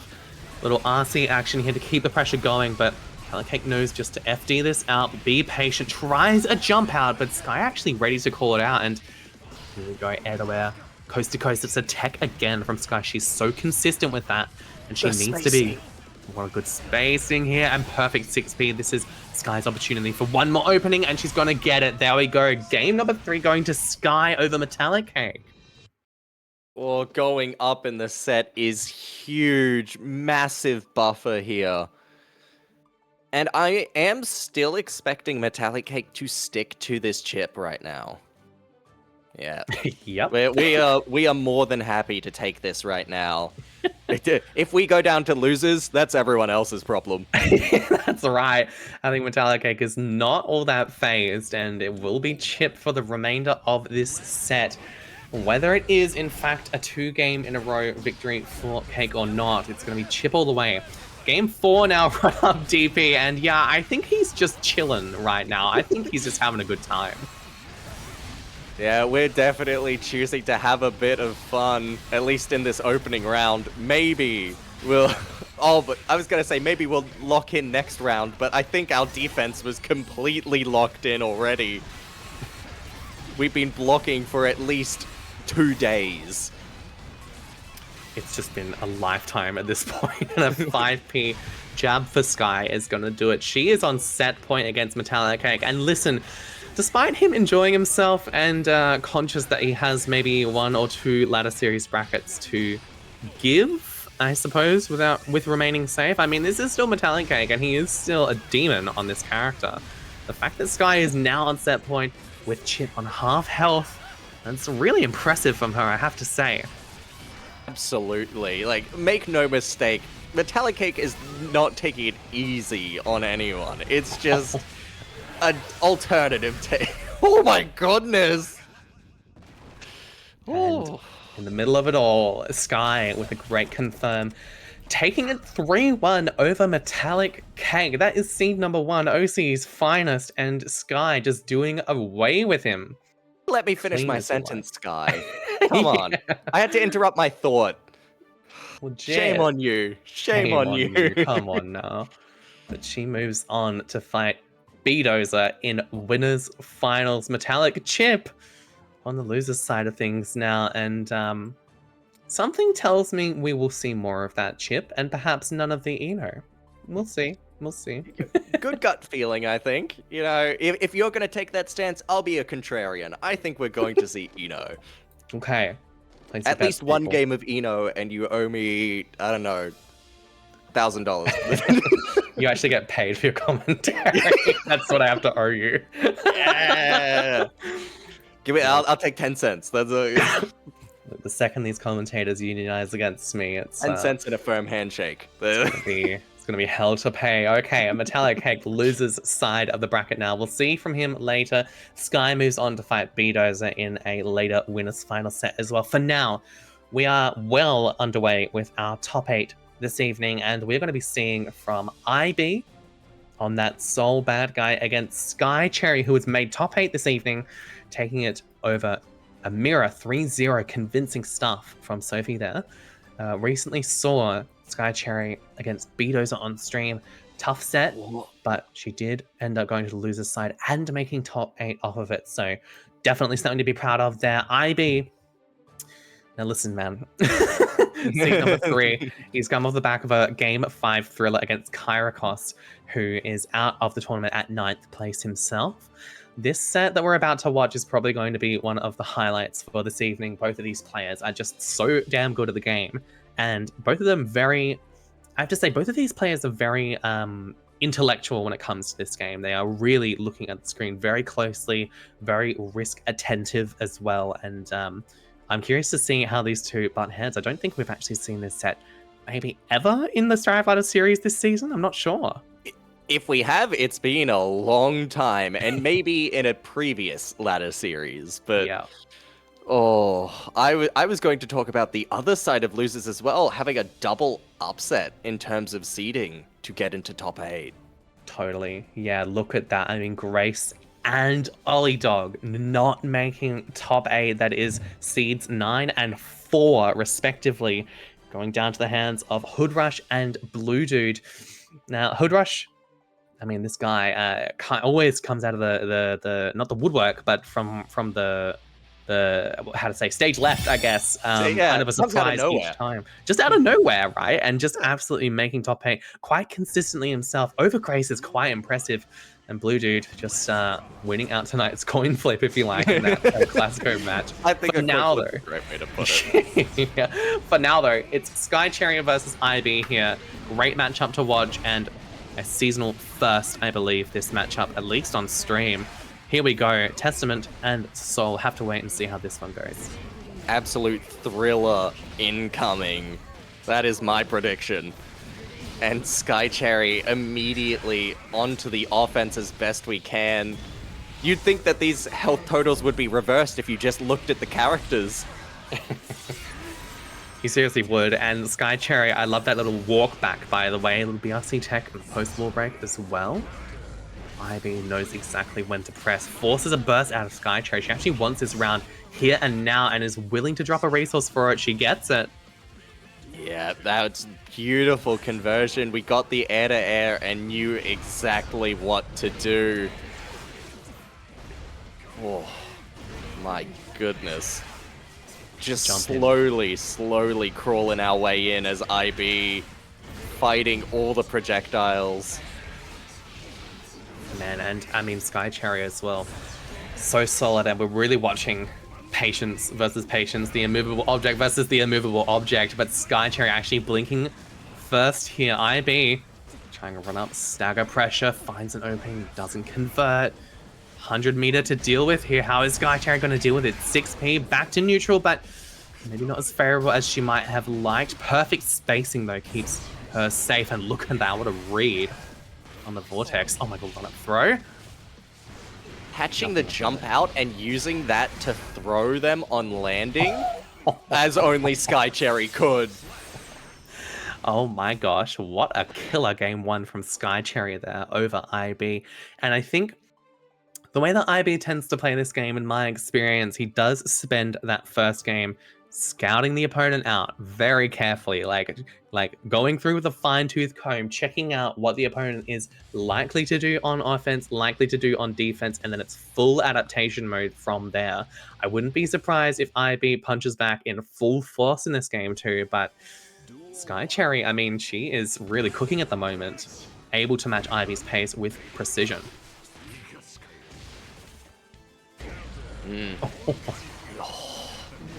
And I think at this point, after that first game, it's a matter of can IB match Sky Cherry's tempo? The answer is yes. Yeah. I don't know why I bothered to ask a question this late in the round. I gotta be honest. It was right in front of me. It's a clinical yes, and this is the adaptation on full display already. Look at this. Nice throw punish there by Sky Cherry. She is just as quick to deal with a lot of IB's pressure here, but I mean, look at this. It's going to hurt so bad. Just keep the corner, try and run up throw, but Sky Cherry ready for that one. Able to run up her, throw her own. The pressure working, tap dust is blocked. Perfect reaction by IB. Yeah, we keep it safe. My goodness. Oh no. I think we're still forced to block. No, we're not. It's too close. Too close. Don't have to block that after burst. Little knowledge check there, and IB is ready for it. Blocks the Arbiter sign as well. PRC forward, and it's wild throw. We have RC, not going to drop it because the opponent still has burst. Where to from here? It's just ID back from Sky Cherry, and she stays in it, but no! The lock died! Wait. That's not just me. It's not just me. Oh my god. I think that was... Everything's okay. Everybody chill. Everybody calm down. Everybody calm down. Stay calm. Don't panic. Nobody panic. Nobody panic. Please. It's fine. We will get the room up and running shortly. It's no biggie. It's just a Strive moment. That's what happens. Strive universe. Man, what the things we put up with this in this video game. We love this game.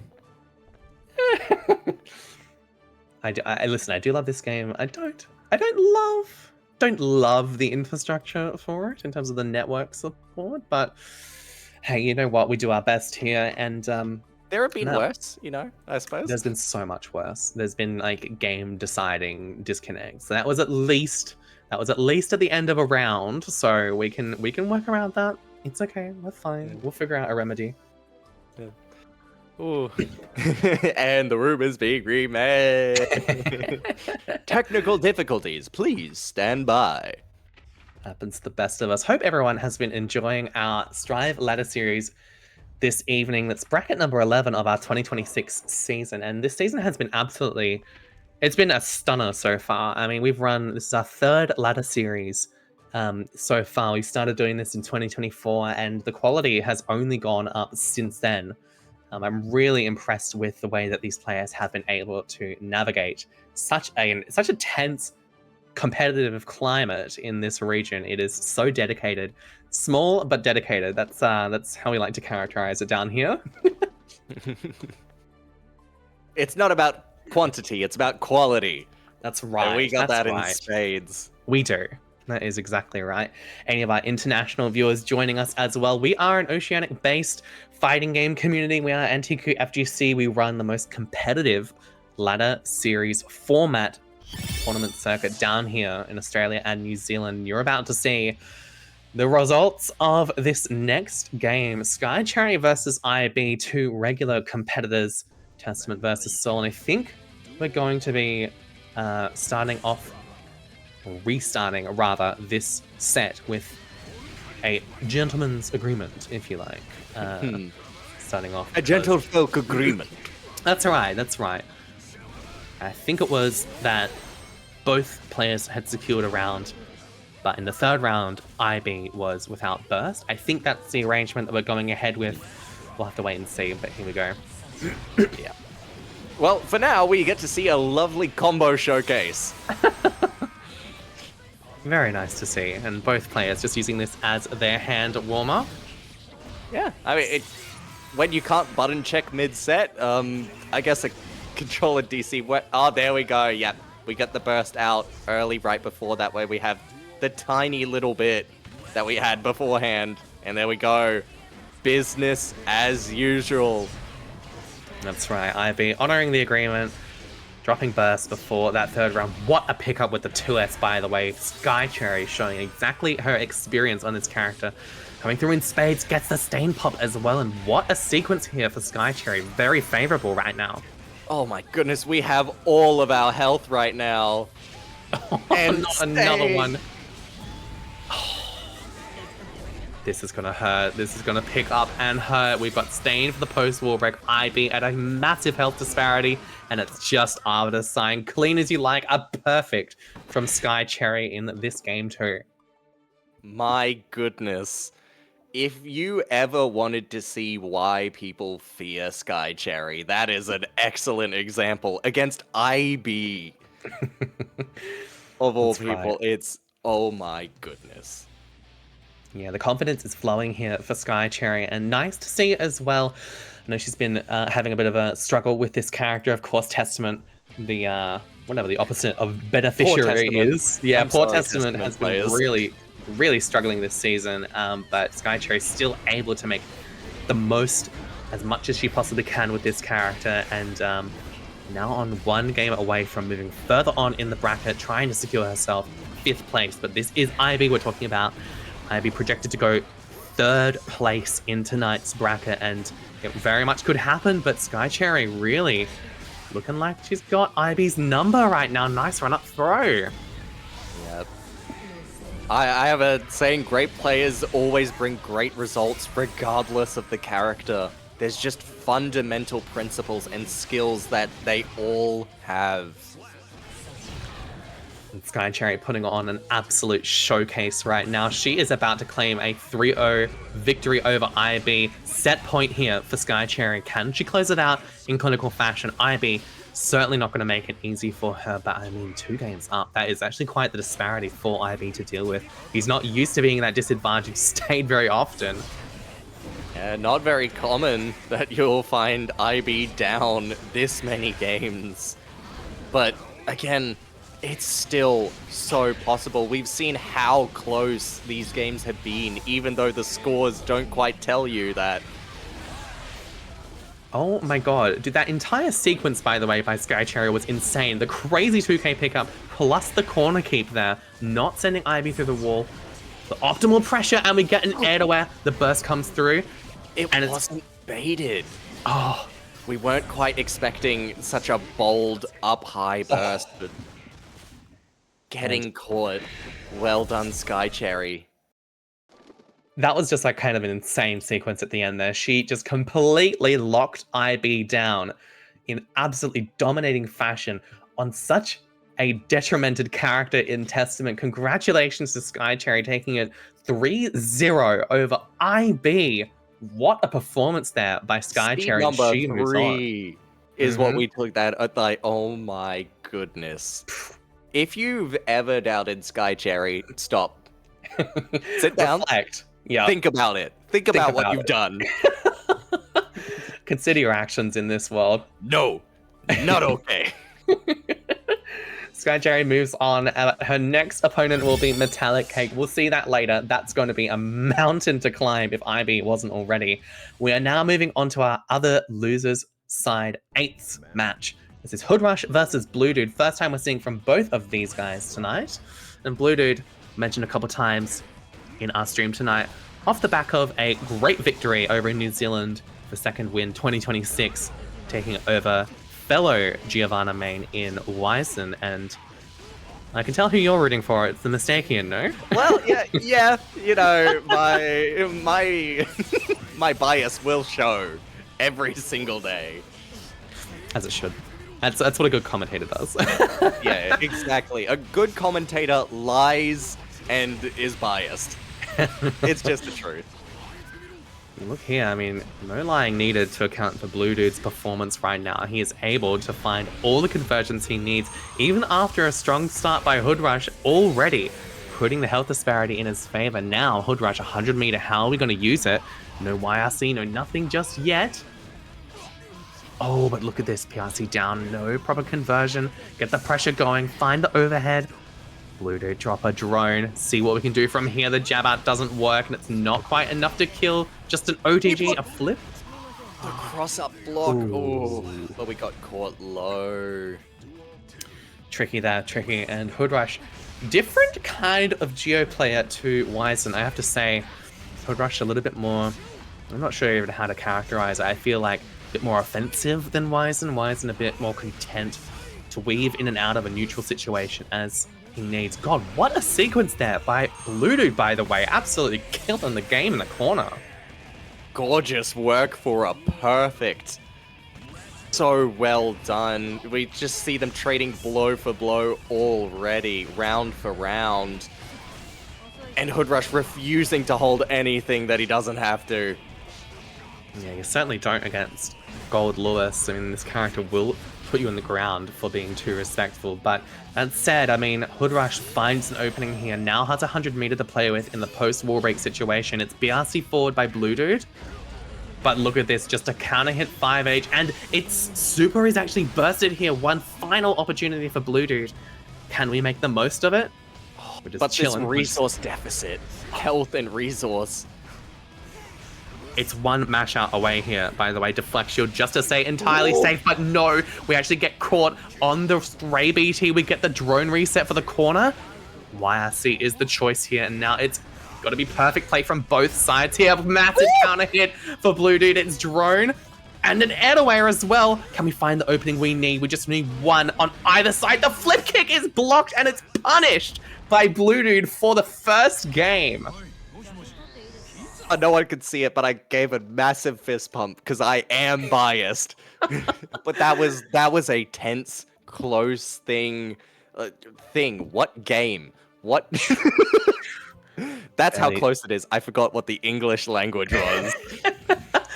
Barely able to keep it together right now. Bluedude, what seemed like a surefire win for HoodRush, ends up going to Bluedude after a 20 or 30 second sequence there.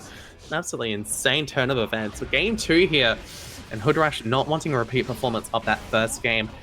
Doesn't need to let it go that way. I'm sure we can actually end up recollecting our thoughts, recollecting our feelings here a bit. But Bluedude, I mean, gotta make it pay with these counter hits. So much damage. Bad super on deck.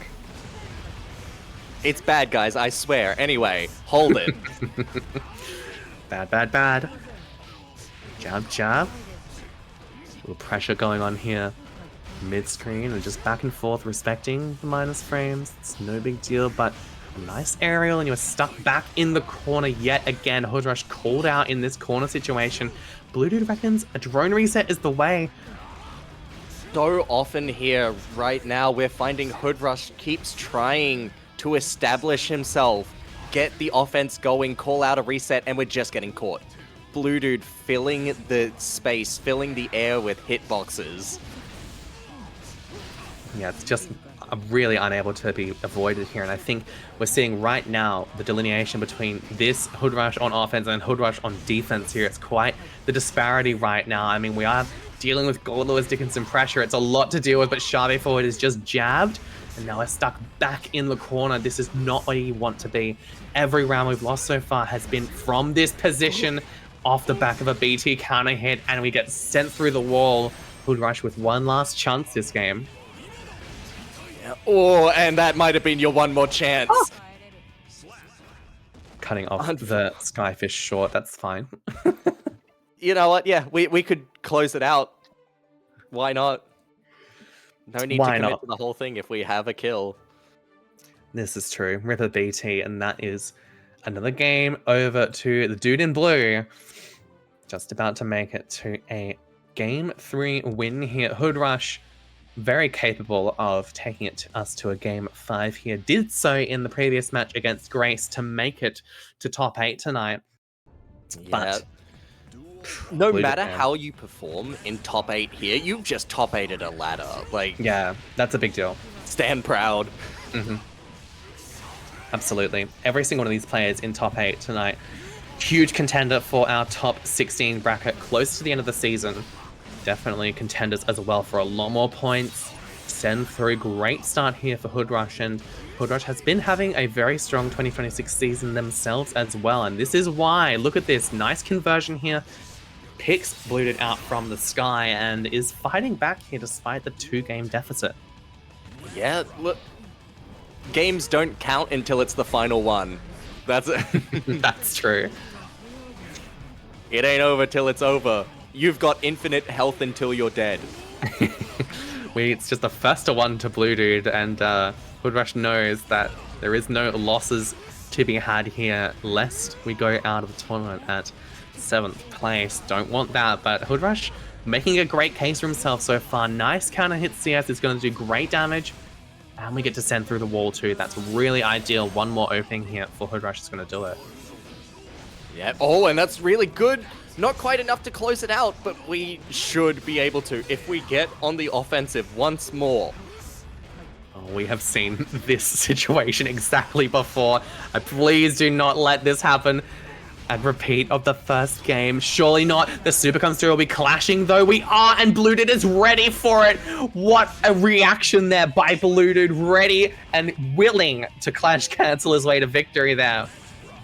Oh my goodness. It turns out you can clash cancel those. I'm so used to Mistfinder being unclash cancelable that I'm just like, oh yeah, a special. You can't do that. Wait, what?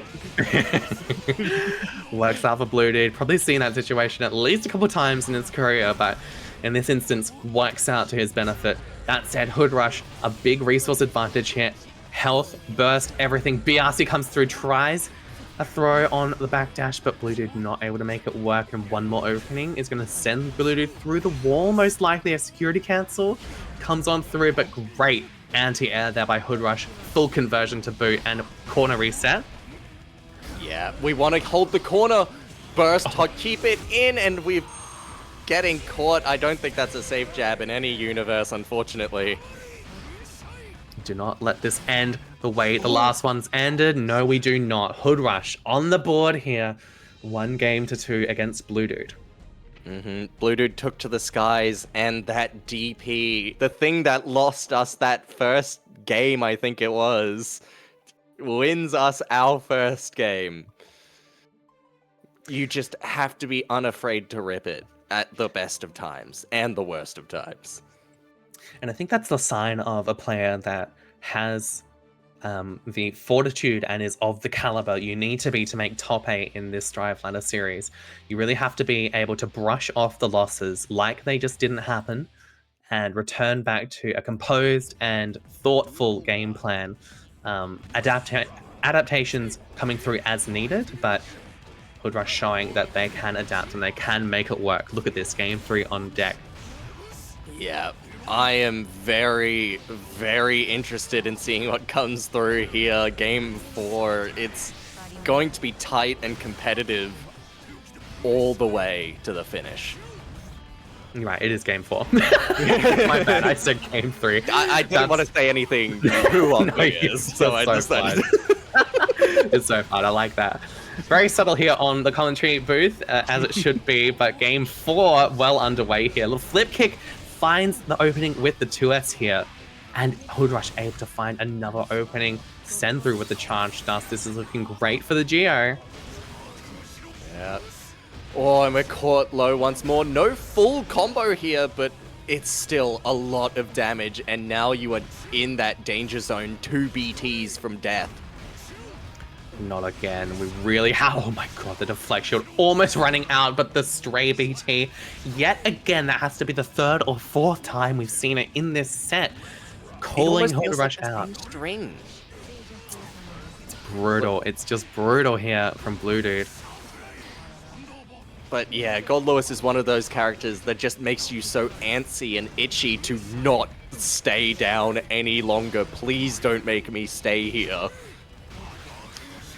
When so much is plus, I mean, what are you to do, really? Look at this, trying to FD out of the way, but the follow-up fast slash works out for Bluedude, sends HoodRush through the wall, and this is in fact set point for Bluedude. He is just about to close it. This might just be the end for HoodRush's bracket run. Yes, it is. Bluedude with a 3-1 victory over HoodRush. Mistake stays in it to win it, baby. Bluedude moving on. Let's go, Bluedude! Let's go, Bluedude. The dude in blue moving on in tonight's bracket. Congratulations to HoodRush as well, making top 8, but now out at 7th place. 4 seeds over where originally predicted, so very nice performance from HoodRush tonight, I have to say. Bluedude, though, moving on to fight Soop later in the bracket, and it looks like we're going to be seeing, if my calculations don't deceive me, we're going to be seeing from Mr. MetallicCake on the Chipp Xanoff against Sky Cherry. Very excited for this one. Yeah, that previous set before between Sky Cherry and IB was once again for the privilege of fighting MetallicCake, and I feel like this matchup is one where Testament cannot afford to play defensive at all because Chipp, so fast, so quick, so maneuverable. You cannot keep Chipp pinned down for long. I remember one time I was hanging out with former Testament main Jangle down here in Victoria. She asked me once, how do I beat Fractal Fireball? And I said, press 2K. Press 2K. And that was her advice that she took on board, and she won that set after I told her that. So I wonder if we're going to be seeing a similar situation from Sky Cherry against MetallicCake. It's probably going to be a little bit more nuanced against MetallicCake if I had to guess. Yeah, probably not quite as effective, but definitely something to keep in your toolkit. Definitely. Little jump in action from Metallic. Comes on through. We've got Burst, but Calamity 1, we used our 1, baby. It was some one-time use. Yeah, it might, instead of being 1 per set, it might be 1 per bracket, I gotta be honest. It could be. Use it once and the rest is just one giant calamity. But Sky Cherry, again, that kind of player that does not falter from a blocked Calamity 1. In fact, it's par for the course on this character. The question is, how can you hold it together against all of MetallicCake's other pressure? That's the main thing. Burst in the corner here for Cake. Very willing to nifty. tempt fate is what I was going to say, but oh my goodness, yeah. Now that we're on the back foot, that's a huge defensive read. Unfortunately, it just doesn't last as long as we'd hoped. Metallic getting so much for this. Is that dead? Does Chipp really need all that? Let's just be so for real. Chipp did not need all that. Move like a ninja, baby. MetallicCake taking game number 1 over Sky Cherry, and I have to say, I'm getting hints. I'm getting reminded, a bit of deja vu even, of the set between Sky Cherry and Beedozer, where Sky Cherry really wanted to get Stain up and running, but the other character was just too damn fast and could just run underneath the crow, bypassing any sort of neutral. MetallicCake was doing that a bit in this game 1, as was Beedozer with that stun dipper. Have to see how we go in game 2 if Sky Cherry can adapt here. Yeah, definitely the ball is in Sky Cherry's court to make the right adaptations and ultimately play what you're fighting while walking backwards actively in this matchup. And it's not that you can't win, it's just a little uncomfortable. This is true. This is true. And Sky Cherry, again, that caliber of player who can brush off a loss, can brush off a tough interaction as well. But MetallicCake and Beedozer are kind of the kings of optimization in this region, just not going to let a single combo drop if they don't have to. Say Robo in the air as well for style points. Oh, I was about to sing Chipp's theme and then I realized I didn't even know the lyrics. All I just know is like... Fly like a tiger, walk in the park, baby. Yeah. Ninja Wait, what is it? Walk like a tiger? I don't know. I can't even tell you. Hey, listen, what they don't tell you is that Chipp's theme is actually pretty mid. That's the thing about Chipp, is that his theme song's not that good. Yeah. Hope I'm not stoking I know there's some people that will disagree with you there, Some but... people will. I will be getting some mad DMs soon, but look at this pressure that Sky Cherry is laying down right now. Really good start for her in this round 2, and that's certainly going to be enough for the kill. Tying up the rounds here, but a bit of a resource disadvantage here for Sky Cherry. It's kind of tough. You'll take a round in resource disadvantage over nothing, though. That's momentum, that's confidence. And that's an answer that we can use to get another round. Very fortunate 6H pickup there right at the end, and a 5k plus a super is easily going to do it. Sky Cherry on the board here against MetallicCake, 1-1. Oh, and this is why you can never write Sky Cherry off. Oh my goodness. Amidst every single obstacle, we find the openings, we find the right times to push forward. Oh, so good every time.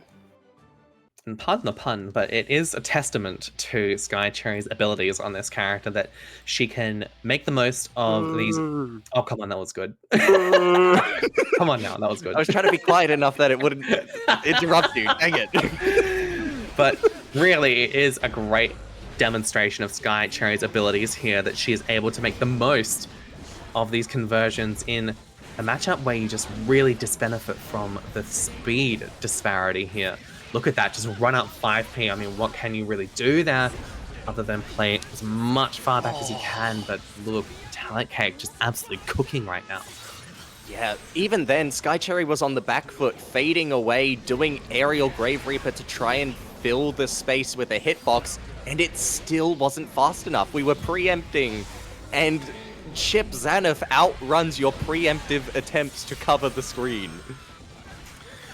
Yeah, that is just how it goes with this character. Way too damn fast. IAD BRC down. That is a bit of the technique of the evening, I suppose. Nice DP on the 3-frame gap there.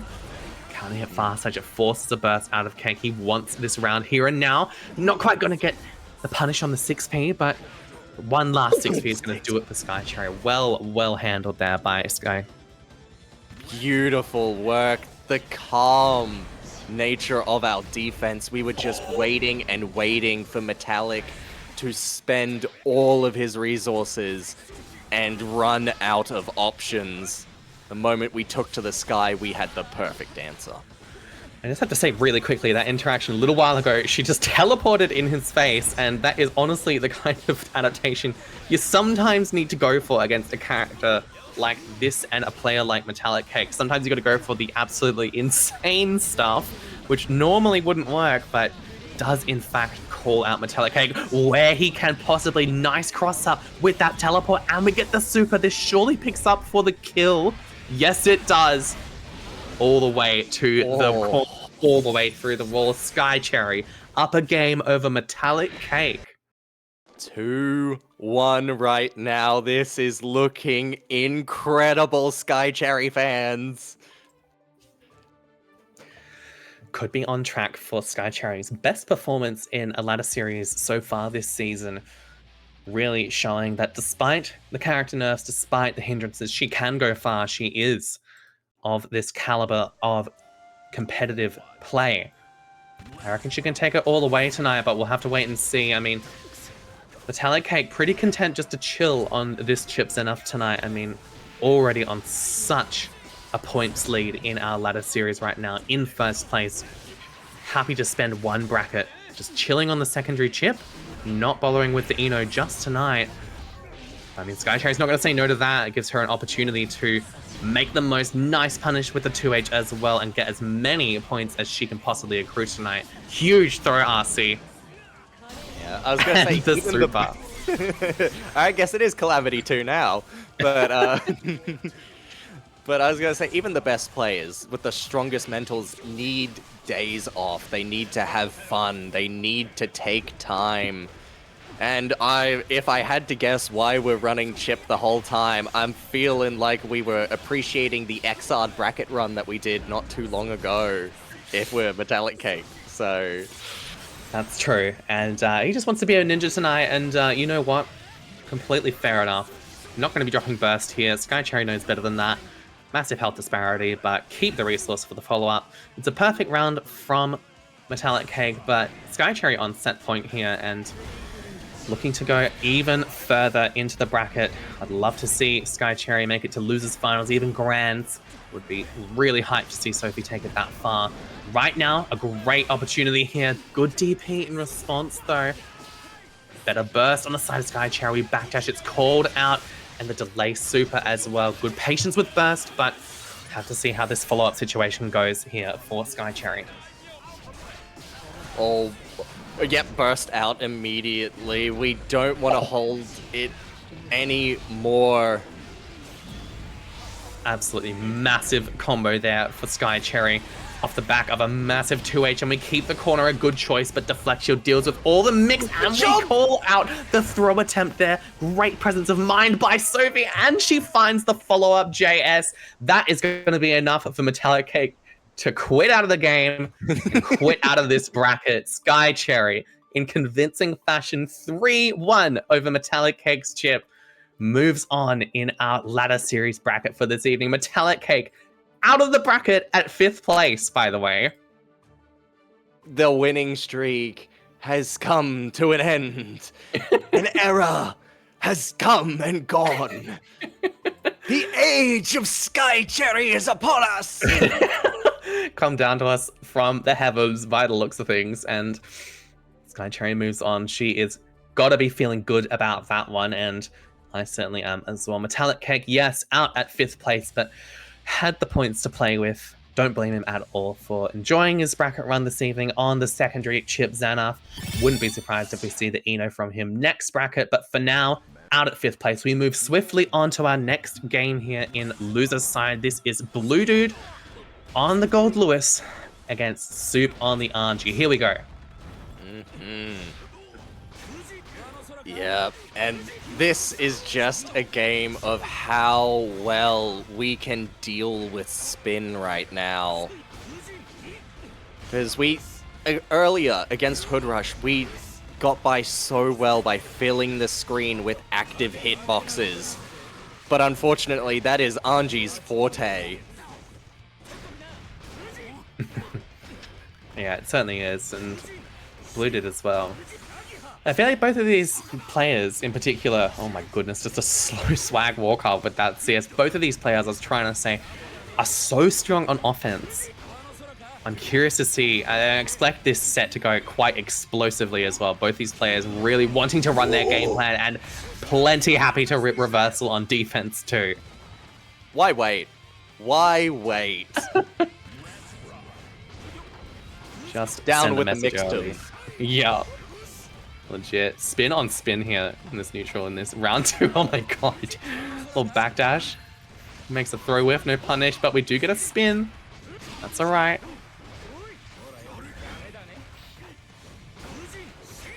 Come through. Fan toss. Hold all this pressure in the corner, but we do get a little fight back here for Bluedude. Oh my goodness. Bluedude comes through and we're baiting the reversal this time. Good recognition by Soop. Here's the punish. Nice little hop, but no, it's cut off short. Devastating for Soop, but it's fine. We've got Super in the end. Here I was thinking it was an intentional reset. Hoping that like we could reset like combo scaling and whatnot and get a kill with the super, but oh well. It didn't even kill with the super. But we will take the round. Whatever gets the job done, honestly. Yeah. Whatever gets it done. Round apiece here in our game 1, and Soop instantly ripping Gold Burst. Don't blame him for that one, but here we go. I can't argue with something that gets you a win. That's words to live by. This is true. Stand through. Got Anji guts on our side and 100 meter, but a major health disparity here. We have to make everything count against Bluedude. Don't get caught. We got caught. We have to burst. Oh my goodness. Doesn't kill, but the parry attempt. Bluedude says no thank you. That's my game 1. Yeah. Yes, Bluedude. You're doing me well. Strike it down the Anji and take your rightful place at my side.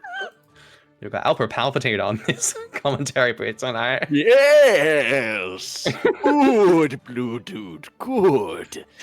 Do it. 3-0 him.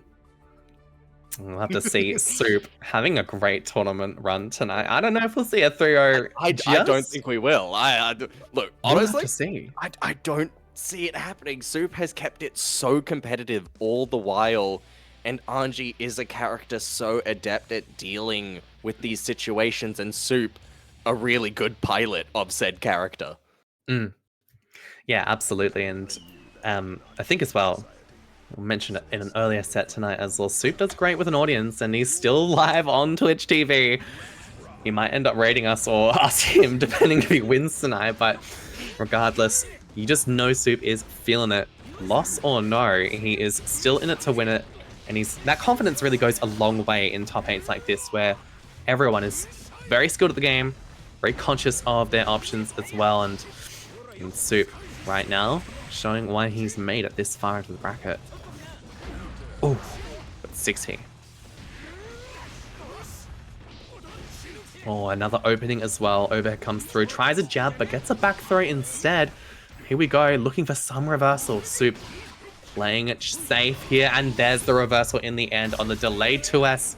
No RC, but Skyfish forcing an FD, forcing the super as well. Just Not again. Not again. We ran up spun. It's brutal out here, but the spin as well from Soop. Back and forth, hold this BT pressure for me right now, and a massive counter hit. We get a drone reset, that's not too bad, but continuing our pressure, 5H finds its mark here, and a massive counter hit. Surely the super will do it in the end, and that's level 3, baby. In this behemoth typhoon. Hold this for me real quick. Goldie, so powerful right now. So powerful this patch as well. And wondering if we might see the end of Soup's bracket run. Would hate to see it. Soop has been having a great run tonight, but 5th place on the brink of it right now. been doing so well, and very exciting to see get this far in bracket once more. We just have to be able to stop Bluedude from getting started, because that is our undoing at the moment. We're getting forced into the corner, and those 5H and BT counter hits, they eat away at our health so quickly. It certainly does. Saying at the start of this set as well, both these guys just, if they're allowed to play their game on offense, they just will take it to the bank and just completely steamroll the opponent.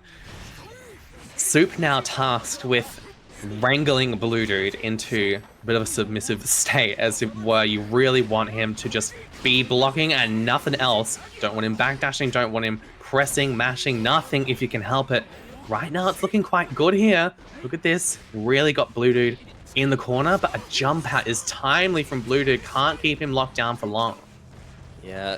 Oh, yeah, I was going to say, I don't think we're going to use burst because we have 100 meter here. Plenty of opportunity to get that win on our own terms and keep the burst so we can stay in the best position possible. Yeah, nice round there from Soop. Up around here, and has a reverse sweep on his hands as well, by the way. It's not just a matter of controlling Bluedude, it's about absolutely, well, dominating these next 3 games in a row. It has to be that way if you want to stick around in this top 8. Great conversion there into the super, though.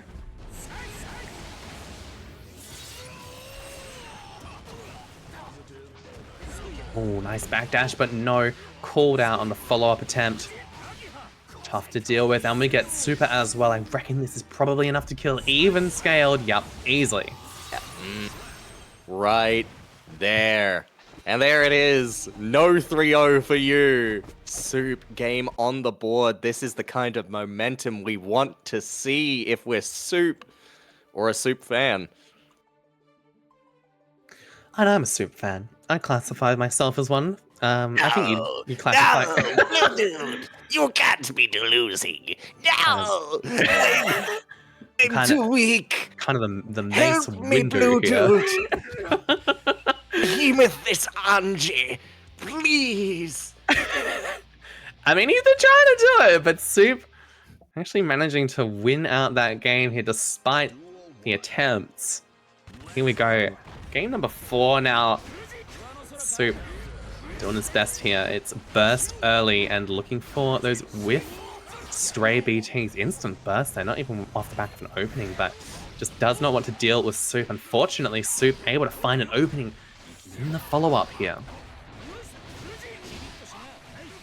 Oh, and the opening with the 2S as well. Great stuff from Soop, and it really feels like he's finding his stride here. Huge damage from the fan. Oh my god. Oh, and the overhead. Say goodnight. That's another round for Soop on the board once more. Momentum well and truly in Soop's favor. We've got such an excellent read on what Bluedude is trying to do. High, low, there you go. Work out for Soop in the end. It's burst off the table already for Bluedude. As soon as we got it back, Midori comes through and Super comes through, but are we recovering in time? No, we're not. Not even close, actually. Nice damage there for Bluedude. Oh, the parry comes through. That's so active. Oh my goodness. I sat there going, oh yeah, and we're gonna get a punish. No, we're punished for our hubris. Would have been an insane punish too. And good counter hit CS for Soop and overhead RC. And we are, in fact, going to a game 5 for the first time tonight on stream, by the way. Very exciting. My goodness. If you're Soop, you're feeling so good right now. Bluedude, ball is in your court to make the necessary adjustments right here. Can you get a handle on Soop and get those hits, get that offense started, leave as few gaps as possible? Only time will tell. It's going to be decided here and now. Bluedude and Soop Game 5 in our losers top 8. This is for the privilege of moving on in our top 8 to fight Sky Cherry, who has been having a phenomenal bracket run this evening.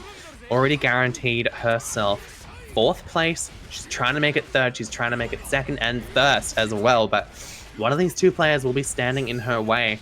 Have to see who it is, Soop or Bluedude. Resource situation already in this game 5 in Soop's favor. A spin as well is going to do you well, but no. The RC into the counter hit. We still have burst. Are we dropping it here? Got to use it sensitively. I think we're going to hold on to it at this rate. Because burst is way too valuable. And I think Soop's confident enough in his own offensive capabilities. I think so, yeah. And there you go. Prophecy realized here. Send through the wall, and Bluedude now on set point, but Soop with better burst here has to use it really optimally in this round if we're going to make it to a round 3 final game, final round situation. But to see here, good pressure starter for Soop in this round 2. This resource advantage that Soop has found himself with is actually insane right now. Yeah, this is a good start here, and Bluedude making the same decision as well, hanging on to burst, and we do go off the back of a perfect to a final game, final round situation between Bluedude and Soop. One of these players is going out at 5th place tonight, tied with MetallicCake himself, and this is a great start for Soop here. Better resources, better pressure. Here we go. The burst was used so quickly, but to such small reward. We tried to keep corner to keep offense going, which is our win condition as Bluedude, but we just couldn't enforce it. Oh man, we are blocking this. This is going to be a huge punish for Soop. We've got a little risk built up as well. This is so much damage. What do we do from here? It's the super through the wall. Won't be enough to kill, but it will be enough to put Bluedude in a terrible situation. What is it on Oki? Run up, looking for a reversal. It's just with throwing each other's face. The little handshake at the end there, and Soop in the end taking it 3-2 over Bluedude. Bluedude out at 5th place in the Strive Ladder Series number 11. Oh my goodness, that was... You know, it couldn't have ended any other way. It could not have ended any other way. with the whip throw handshake, that's how it has to go in the end. The only way it could be... My goodness. Is what it is. Soop moving on in the tournament tonight. Congratulations to him. Really impressive stuff here. Continuing his consistent performance throughout this 2026 ladder season. Really racking up those 5th, 4th, and 3rd place results so far. But I know he is champing at the bit to get a bit further than that. Sky Cherry is standing in Soop's way though, and that is some serious, it's a serious tall ask, I have to say. We'll be seeing that match a little later though. For now, we are going to be seeing our winners, finalists. Seed number 5 in Sky up against seed number 2 in Beedozer on that Kai. This is going to be an insane watch. Oh, this is going to be a set. I am on the edge of my seat. Literally. I should probably fix my posture, actually. Hold on. Yeah, I find myself sort of hunching down when I'm watching these games as well, especially when I'm off camera. Yeah. I looked at myself at the camera, that's how I knew. I was like, oh, I could see more of my face than I should. I gotta lock in. All right. It's coming down to these 4 players in our tournament. It has been a 34 entrant bracket. Pretty good turnout for OCE region, by the way. If you're new to the scene, we are Antiku FGC. We run the most competitive Strive tournament circuit down here in Australia and New Zealand combined region of OCE. And if you feel like contributing to our prize pot, which is sitting at a staggering $700,000, not $700,000, $7,000. 700. Whoa! Imagine that would be literally staggering. But $4,700 is the prize pot right now, split between our top 8 qualifying players plus the winner of our regular season points. If you want to contribute to the prize pot, feel free to hit !donate, and we will go directly straight back to the players' pockets. if you want to contribute, if you've enjoyed tonight's stream, if you enjoyed the quality of the matches. And the quality of the matches tonight have been absolutely insane, I have to say. And as always, I say that like I'm surprised, but They're everyone always always good. puts on a performance. What ladder series have you been watching? You've been watching the ladder series from Temu, if this is the what you're expecting. That's true. The Temu ladder series. Welcome, everyone. We're going to be seeing from our winners finalists shortly. That's Sky on the Bedman, who has been having a great run tonight on simultaneously the Robo-Ky and the Bedman. Two sort of innocuous picks, sort of off picks for Sky, usually on the Faust, but wanting a bit of a switch up lately. And I mean, Sky justified in her picks, by the way. I mean, she was able to take it 3-1 over olliedog on the Robo-Ky and 3-1 over MetallicCake on the Bedman. Notwithstanding that Cake was playing Chipp tonight, but that is still a huge feat. Still an accomplishment. Huge accomplishment. Absolutely. Yeah. No matter who MetallicCake plays, you just beat MetallicCake. That's My right. gosh. That We is take something those. to put into your resume. Yeah, that's right. You ever I go was for gonna that say you're job a obituary, application? but like, why would you? I mean, something Put it on cool to both. look back on for when you die. You know, it's like I beat MetallicCake one time. I did great. I'm living my best life. You put it on both. I swear. I'm going to be putting that on my resume as well. A single first to 10 in like 4 years of sparring with this guy. You should probably hire me. Incredible. Okay, we're just dealing with some connection issues. Mind you, this is, of course, Western Australia versus New Zealand. That is, Notoriously bad. yeah, so for our international viewers, that is the greater distance, geographical distance, than the entire span of the United States of America. So it's a distance to cover, let's say that much. Yeah, you're like, oh, East Coast to West Coast connections are quite funky and bad. It's like, So yeah, Hey, try two countries, one of which is gigantic, to another country. How about that? gigantic, girt by sea, and then there's another one. It's surrounded by sea. Legit. We have to, honestly, the way it is in Australia, we struggle to connect to our own domestic citizens. You know, it's brutal when you're struggling to connect from WA to Sydney, but WA to New Zealand, it can just be just as brutal. Listen, here we go. We have gotten into the game. Somehow, some way, we've found a stable connection, and we are underway. This is winners finals of our Strive Ladder Series, number 11 for the 2026 season. Sky, seed number 5, versus Beedozer, seed number 2. Both these players are going to put on a huge show in this set, no doubt.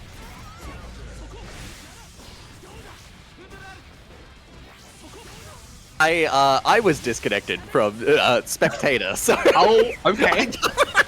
You know what? I got you, man. Like, don't worry. I will be commentating this one.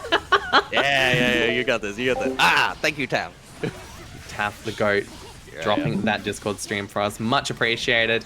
Huge appreciation to all of our Team Antiku staff, by the way. Been doing a fantastic job this ladder series. You will be getting rehired. You're welcome.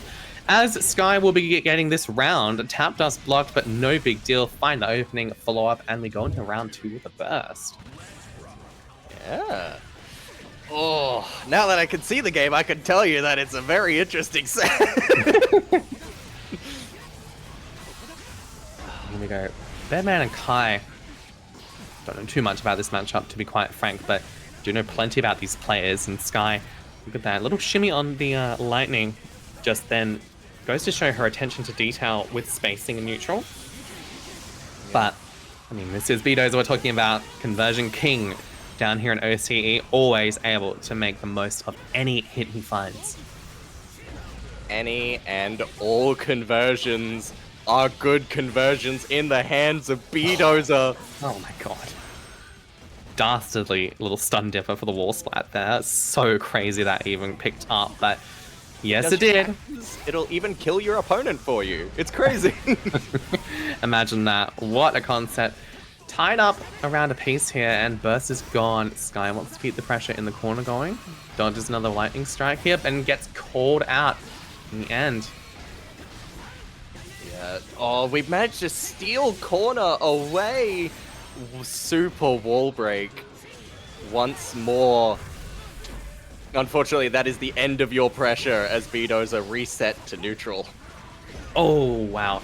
Nice shimmy there, and Sky sort of a bit exploitable for the throw tech. She has great reactions, but they can be exploited if you're ready to shimmy that.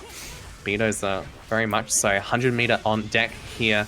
It's looking really strong for B. PRC forward, looks for some sort of opening, but what a conversion, man. This guy's just got to unlock. Yeah, we shimmied again, because that PRC for so many people is a sign. They're throwing me, they're throwing me, they're throwing me.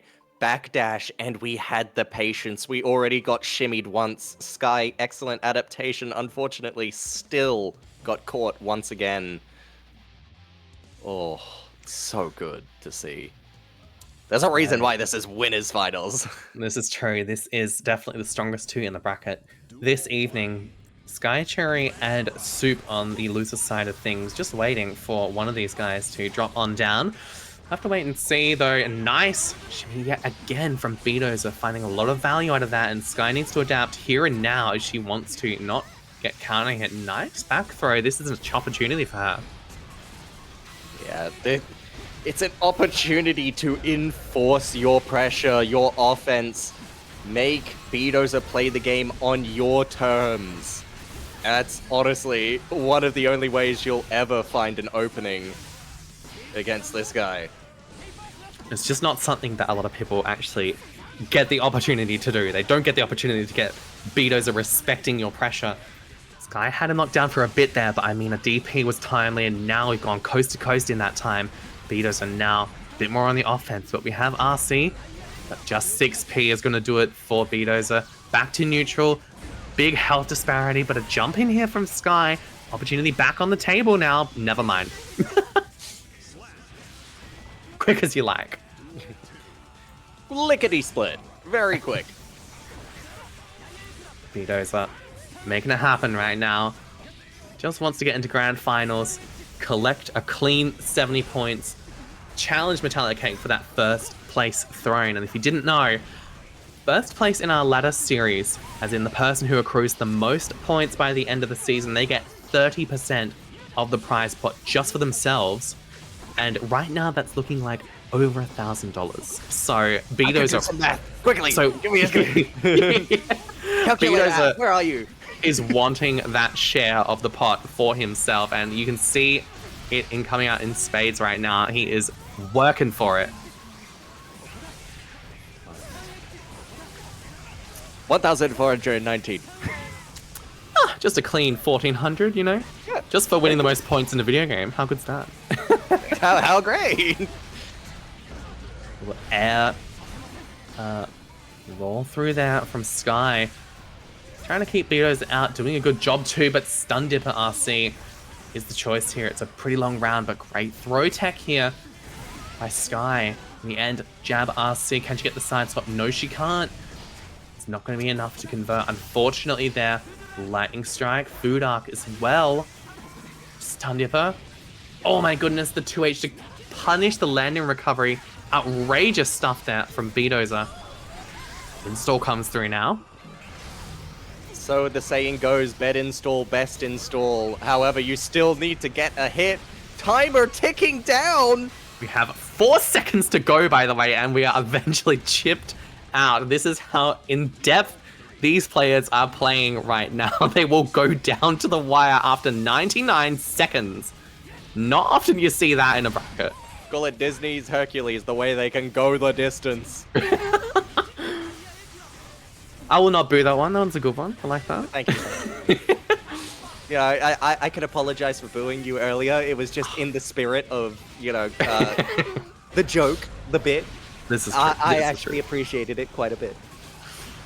This is true. Good, Joe. Nice little double overhead here for Sky. Gets the corner at Beedozer.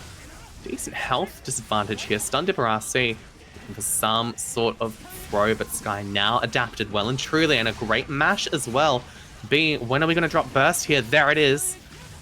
Going back to neutral, has to navigate all of this perfectly, but what a jab on the anti-air. Exactly what Beedozer needed, and the pickup Oh my god! Speaking of navigating perfectly, that's the best way to activate Beedozer install I've ever seen. Oh, Dragon install speed so damn fast. Food Art comes through, tries a reset, just wants to call Sky out on the Throw Tech Habit, but she is well and truly past that. Never mind, the Sacred Edge comes through. Beedozer up 2 games. My goodness, we tried to counterpoke with a projectile of our own. No go zone. Not a chance. You are not allowed in this fly zone, and you are now faced with a reverse sweep on your hands, and this is still winners finals, so loser of this game is not out of the bracket, but you certainly prefer to be the winner of this match, so you punch your ticket into grand finals and secure only 3 games for you needed to win this bracket and needed to win a clean 70 points in our ladder series tonight. Sky wants it definitely to be her, but it's a reverse sweep against easily the strongest player in tonight's bracket. It's so much to ask for. We'll have to see. Easily the strongest one left remaining, left standing. Beedozer puts in the work, but Sky right now such a huge advantage. Big advantage. Lots of health down here for B. Would be surprised if we saw any sort of burst spend here. Just trying to build up a little bit more resources before we go out. That said, though, I mean, Beedozer now able to get DI here. Oh, Gold Burst! Gold Burst. Okay, I mean, I guess Surprising. if we're going to push our advantage as much as possible against a Dragon install, a Gold Burst is probably your best burst, because you at least get some of it back. That's true. And listen, not even that bad a spend in the end. We did win the round. Would have been much worse if we didn't win the round, but Sky able to generate a little bit more on the way out and win the round.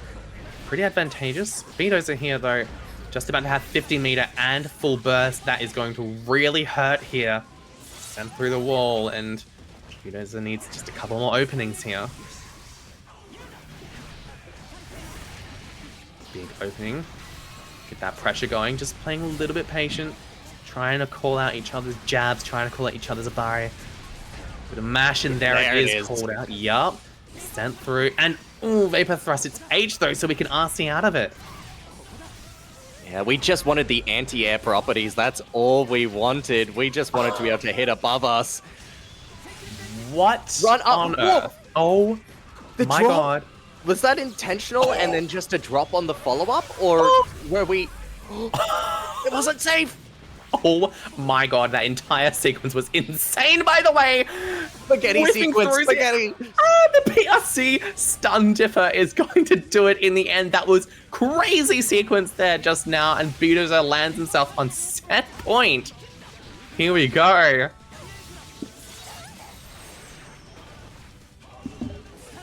My goodness. That's gone. Once 100 more, meter now. the anti-zoning that we have at those ranges. Oh my god, these characters just going back and forth with these projectiles. Beedozer are able to call out every single one of Sky's options here. Perfect combo. Gonna have 50 as well. Very shortly, a jump forward deflect shield. It's at that stage of the bracket, people. We need one more opening here. And we have 50 meter. If anyone can get this opening, it's Beedozer once more. Another fireball. All reliable takes you to a victory. Winner's side. Jump forward deflect shield. In the scramble, if nothing else was more apparent there, it was both players just throwing everything but the kitchen sink to take each other down. But in the end, Beedozer taking it 3-0 over Sky. That was winners finals. So Beedozer moves on to grand finals in the winners side of the bracket. Sky, on the other hand, down in the losers finals to face the winner of this next match, Sky Cherry versus Soop. This is going to be a good one. Yeah, this is... Well, I hope both these players haven't cooled off too much after waiting a little bit, but I'm very excited to see this. Just how well Sky Cherry is able to stop Soop from getting started. Because I think that's what this matchup is going to come down to at this point. Yeah, it certainly is, and I have to say, Sky Cherry, one of the best in the business at stifling the opponent's game plan, as you kind of have to be on this Testament character. Soop, on the other hand, often the disbeneficiary. That's not a real word, but we'll go with it anyway. We understood. We understood. We It's understood. Often disbenefits from having his game plan completely shut down like that. Soop is so strong on offense, but Sky Cherry, I mean, that double stain working out for us for the first time possibly ever. I don't think I've seen that. Existed? Maybe in history. It's the first one I've ever seen.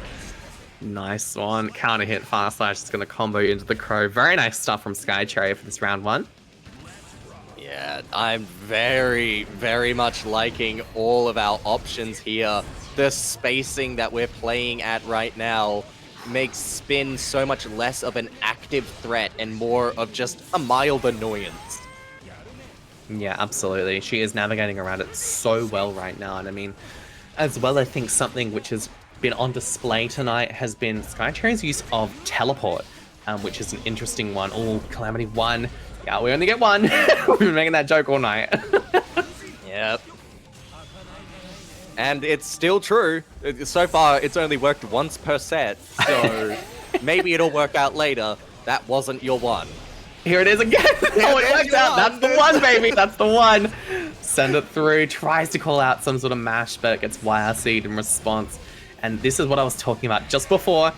Sky Cherry's use of teleport. This bracket has been really impressive in a way which has been working against the best players of this bracket. It's been some impressive stuff to watch with such a slow special move. It's been really nice to watch, but Soop actually claiming that round. Ties it up 1 round apiece. What a air to out. Crazy. So good. And that is the correct option. It is what you're supposed to do, but hardly anyone can react to it. Oh man, these run-up throws from Sky Cherry. The Gold Burst is actually blocked. 2 meaty there.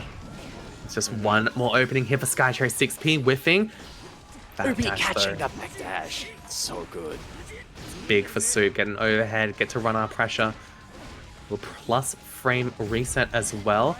Ooh, the air stall! Goodness gracious. Oh my goodness. We managed to maneuver ourselves out of disadvantage and into win! Sky Cherry just so quick to capitalize on that sigil being on the screen and knowing when to just rip teleport for a combo conversion, when to rip it for calling out the opponent's defensive habits as well. She is just on a roll tonight. 1-0 over Soop in our losers semifinals. Yeah, and it's so good to see both of these players this far in bracket. They played so well, and they're pushing each other so much. Because that first game one, I gotta be honest, it felt like at least 2 games. Yeah, definitely. I mean, with the way that Sky Cherry is locking Soop down, I feel like it might end up going a bit quicker than we might expect, but Soop hardly to count him out just yet. It's still Anji we're talking about, strong as character. Yeah, the real question is really not one to roll over. No, none at all.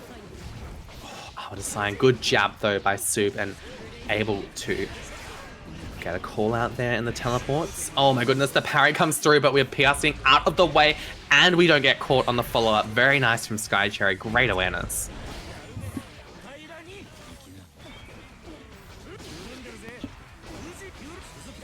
Look at this though.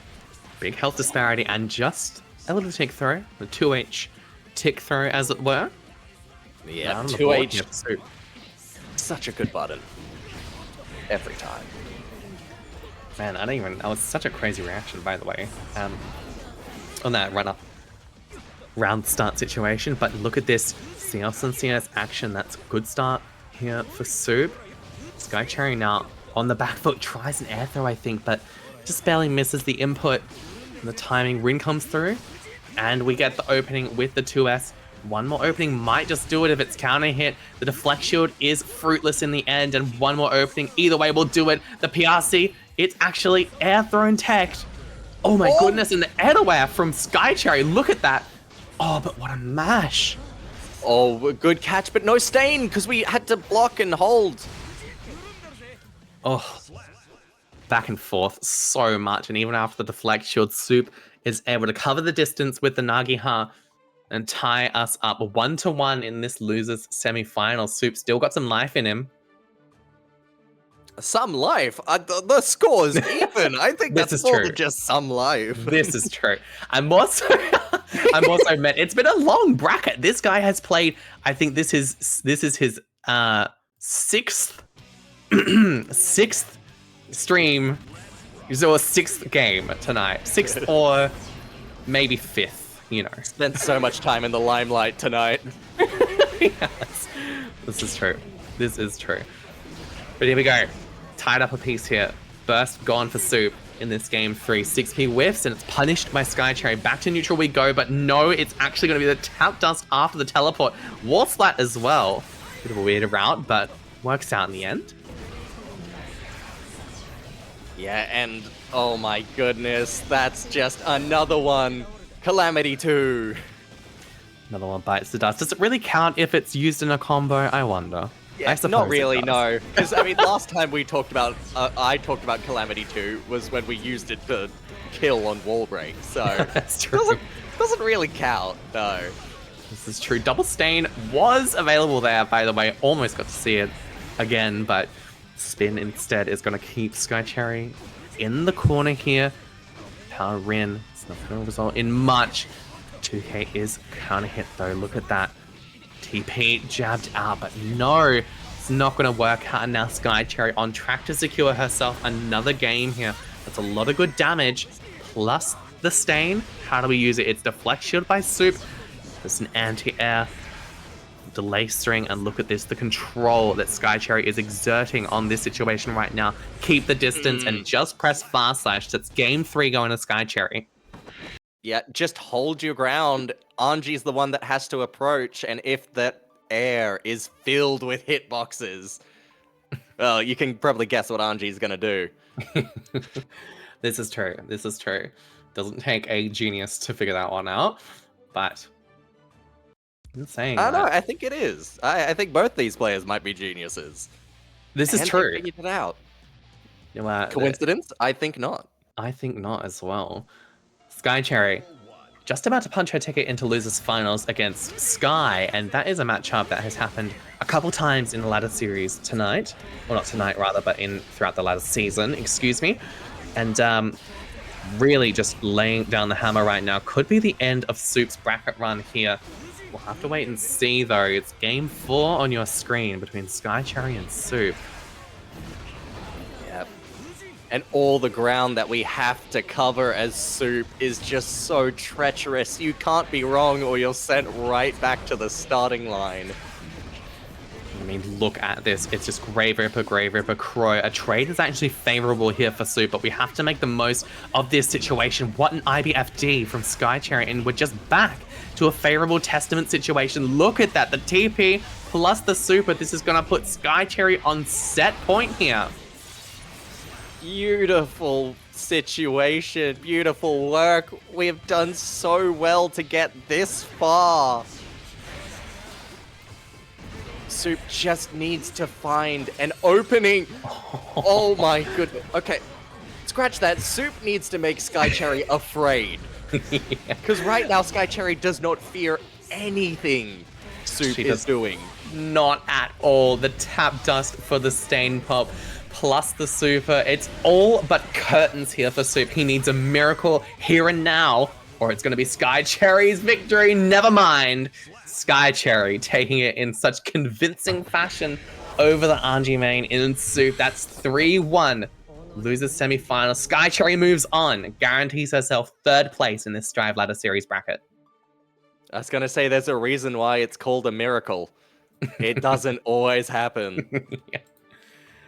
So true. Soop, big congratulations to this guy. Been going so deep into these ladder brackets as well, with a lot of upsets along the way. That 3-1 over IB, a 3-2 over Bluedude as well. Really impressive stuff from Soop. out at 4th place. That secures himself, I believe that's 30 points in our ladder series. Sky Cherry, though, I believe this is her best ladder series performance so far, and she is really showing why she belongs this high up in the bracket. It's going to be Sky Cherry versus Shy on the Bedman in the end for this losers finals. One of these players is going to be going into grand finals to face Beedozer. Oh, and it's a mountain to climb all the way, and your prize is fighting Beedozer winner's side even. So if you want to win it all, you'll have to beat Beedozer twice. And that is not exactly a fun prospect for anyone. No, it's not. But if any player can do it, it's either Sky or Sky Cherry. Just gonna have Sky in the name, and that seems to be the ticket, I guess. Might be. The little quick hack for everyone. Just add Sky to your name. All of a sudden, you'll be top among the best of the best. You'll be goated at the game. Okay, game 1 is well underway. We've already dropped Burst. Sky Cherry, here we go. Getting a lot of health chipped away here, and this is often what this matchup looks like. It's a bit of a battle of attrition in neutral. Tries a teleport and actually finds the counter hit, forcing a burst out of Sky. 100 meter available now for Cherry. Sends through. Little clash here, and BRC forward finds the landing recovery. Great opportunity here for Sky Cherry. I can't help but feel like that's such a valuable change. The sigil no longer going away after you cast the Unholy Diver. You're still able to teleport to it. Can give you an advantage in these kinds of zoning fireball wars that we were finding ourselves in. Definitely. And now Sky able to play a bit of a pressure game herself, gets opened up with the fast slash, and we get the super. In the war of attrition, you just need one opening, and Sky proves that taking that first round after a pretty strong lead from Sky Cherry. Yeah, and that's the kind of character and poise you will need, the ability to come back from a deficit. Never let a loss shake you, any temporary setback. I ain't hear no bell. That's what you gotta run in with. That's true, I ain't hear no bell. This is also something to keep in mind. Both of these players tonight in bracket took down MetallicCake, and that is certainly a confidence booster if ever there was one. Both these players certainly not going to be shaken by a loss here or there. Sky right now riding a lot of momentum. A Calamity 1, that is our 1 for the set. Can we make it 2? We'd hope so, but we'll have to wait and see. The install comes through for Sky, and it's very favorable neutral for Sky right now. There it is, game 1 to Sky. Caught us on our landing as we tried to jump again. You could see the startup of it go through right as that hit happened. Up a game here, and this is a New Zealand team kill, by the way. Podium is New Zealand, and Western Australia.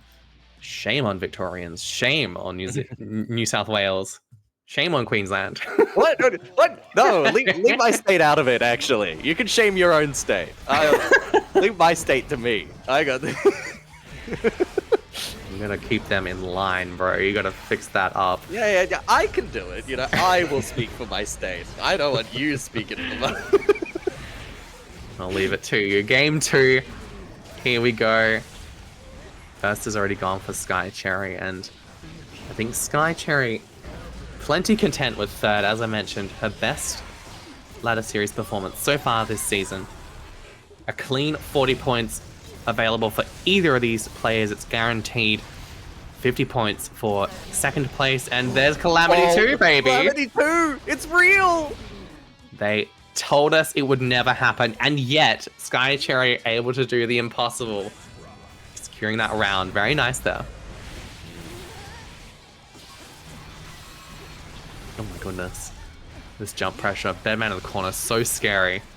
Both these characters actually, but look at all this. I was gonna say, that's one thing about fighting game players. They face the impossible every single game.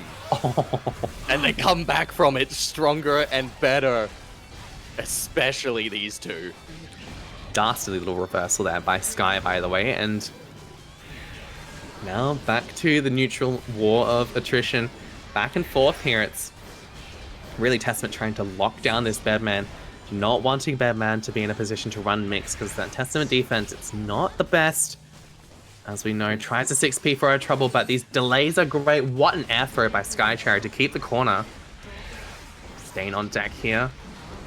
But Sign tried, but Sky way too quick on the reactions for that one. Worth a try though. Hey, once more the Stain proc, we just get to push our offense for a little bit, but Sky just doesn't crack! And when she does, she has burst. She's got burst, she's got install, she's got everything locked down in this neutral situation.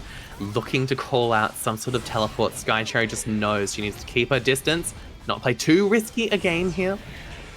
Tries a crow and it's just fast slash in the end that does it in. Skycherry on the board here, 1-1 with Sky.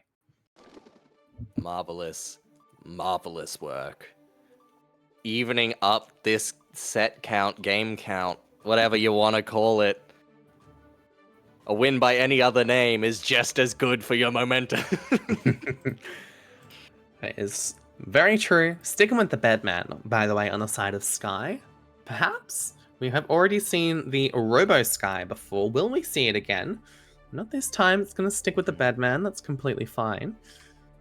But Yeah, I think wonder. this is a matchup that we're very willing to play out. Robo-Ky, little bit slower in the zoning patterns, and we probably recognize Skycherry will never let us set our mat out.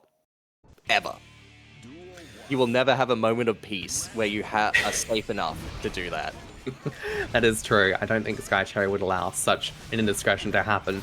Game 3 now, and something mentioned earlier in the stream about Sky's approach to the game is that she is willing to play these wars of attrition. She is willing to minimize risk and just go in once she's navigated and once she's dealt with a lot of onslaught from the opponent. She's very comfortable playing that way. But look at this, Skycherry also knowing when to press the offensive here. Gets an air to air, which forces a burst out of Sky. And what a teleport there. Again, these great teleports from Skycherry tonight. We're just using them so effectively as mix-up, as pressure, as anti-zoning. And even to carry off of the previous point that you made about how patient Sky is, the best way to beat patience is discipline. Oh And my that's god. what Skycherry has in spades. Also, Calamity 3, by the way. That's number 3, baby. Yes. Making the impossible just seem so easy. Skycherry cooking Making it tonight, look I have good. to say. This is such an exciting bracket to be watching right now. If you've just tuned in, Rantiku FGC down here in OCE. We're currently watching two of New Zealand's finest in Sky and Skycherry, both duking it out for a chance against one of Australia's best, Beedozer on the Ky. Look at this, Yeah. so back and forth. These players are just so aware of each other's options, and look at this, nice little throw reset from Sky. Something's in the skies down in New Zealand. I don't know what it is, but clearly, at least one of those things is intense Guilty Gear skill. I don't know. That's true. 2K2D action, and Skycherry knows better than to burst this install as well. Sent through the wall. No worries, equal resources going into this round 3, and it's really tit for tat right now, and they're just going back and forth trading blows. Very equal footing right now, and Skycherry, I think as well, reminding people why she is goated at this game. Look at that, the nice shimmy forces a burst out of Sky. That's so good. I was going to say, with even resources, it's a match for first blood here. Because now, all of a sudden, this zoning war is so heavily weighted in Skycherry's favor. We're able to push up, get some good offense going. Terrify our opponent. Keep nailed into the corner. Right, a burst. It's there, it's baited. Unfortunate there for Skycherry. Sky with such excellent defense, though, I have to say. Able to weather the storm in that corner pressure. It was no small feat there, but Skycherry now tasked to do the same. 236H pressure coming through, and the spaced pressure counter hit is going to do Skycherry in. It's 2-1 in Sky's favor. My goodness, the way we managed to flip that momentum with such solid defense, and then we got out and just, whew, all that health was gone, all that advantage. mine. Worked so hard, got so far. In the end, well, we're still in it to win it. It's not that it doesn't matter. We're still in it, but in the end, we do have even more work to do. The job is not done for Sky Cherry, and if I'm be surprised if we don't go to a game 5 here. Sky Cherry and Sky, one of these two going into grand finals tonight. Both of them secured at least 40 points, which is a massive jump up in our ladder standings this evening. Great outcome for both players. Good about how they've played today, how well they've done, and the position that they set themselves up for in future ladder brackets.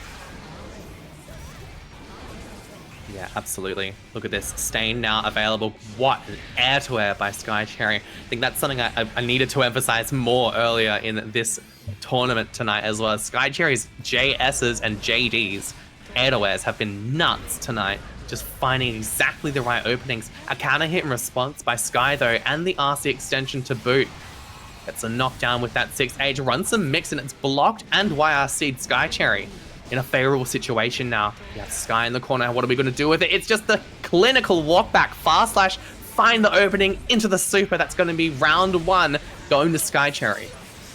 Yeah, and every single one of these rounds is a close tug of war match, a push and pull, where they're just barely beating the other, barely over the top. Look at that throw and the safe jump as well calls out a gold burst. Such intelligent play from Sky Cherry right now. Really leveraging all of her tools to the best of her ability. Look at this. Sky trying to fight back, gets a throw reset. That's a great start here. Better resources than to know it. We're not seeing the Calamity 4 tonight. Get Sent tried, through young. the wall. Yup. 2K, little reset, get that guard crush. But no, 6P is the answer. Sky Cherry still could win this round. Don't count her out just yet. Yeah, but you are playing such a dangerous game. And unfortunately, Fast Slash just a little too slow there. Not Just a little the bit. result you wanted. Now Sky is on set point here, trying to get into grand finals here. But the way that Cherry is playing tonight, I have to say, this could go either way. Like I said at the start, I would be surprised if we didn't see a game 5. Look at this pressure. Sky Cherry is laying down right now, tries an air-to-air call out, tries an overhead arbiter call out, but Sky ready to block all of that. Yeah, look at this, so tense.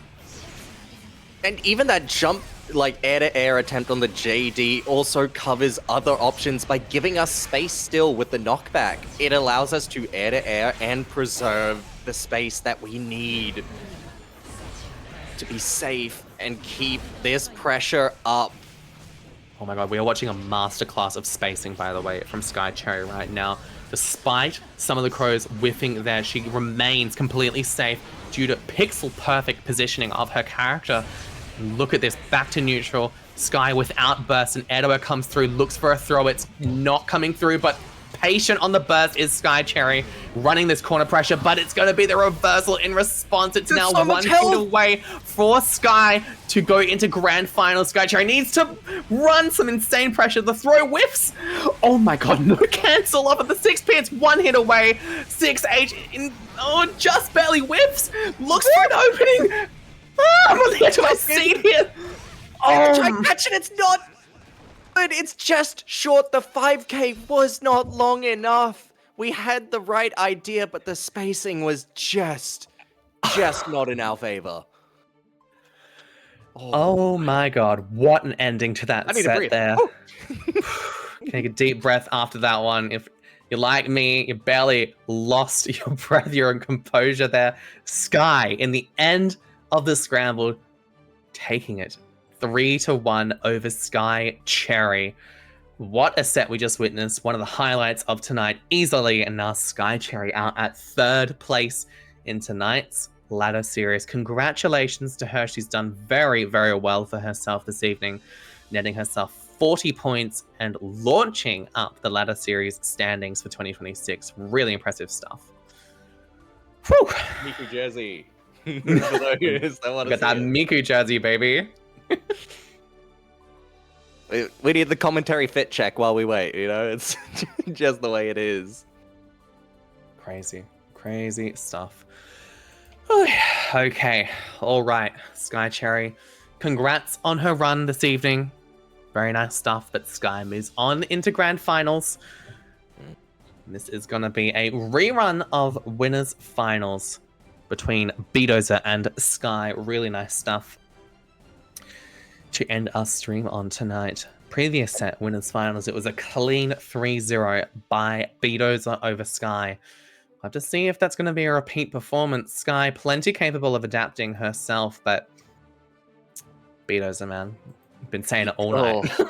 Every single time I see Beedozer play, I become a little bit more of a fan, I gotta be honest.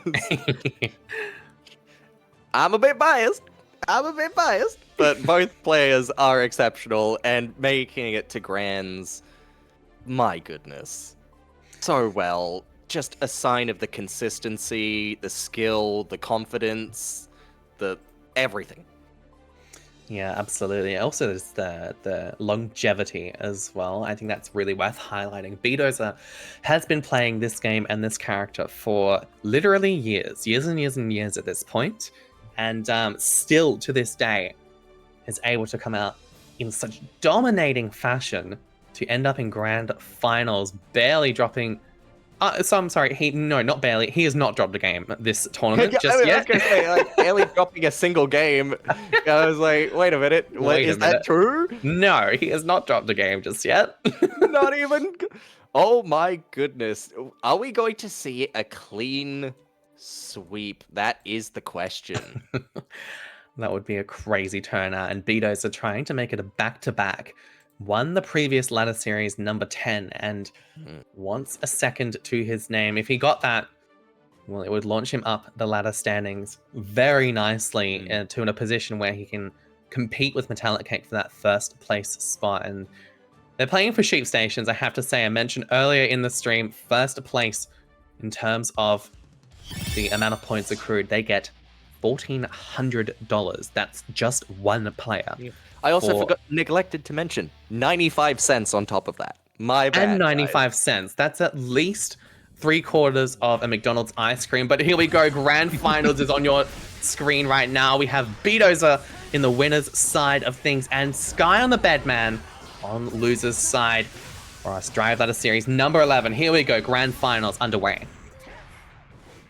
Yeah, and already Beedozer is off to a racing start. We've just chunked Sky's health so much. Our best bet is to go on offense and never go off.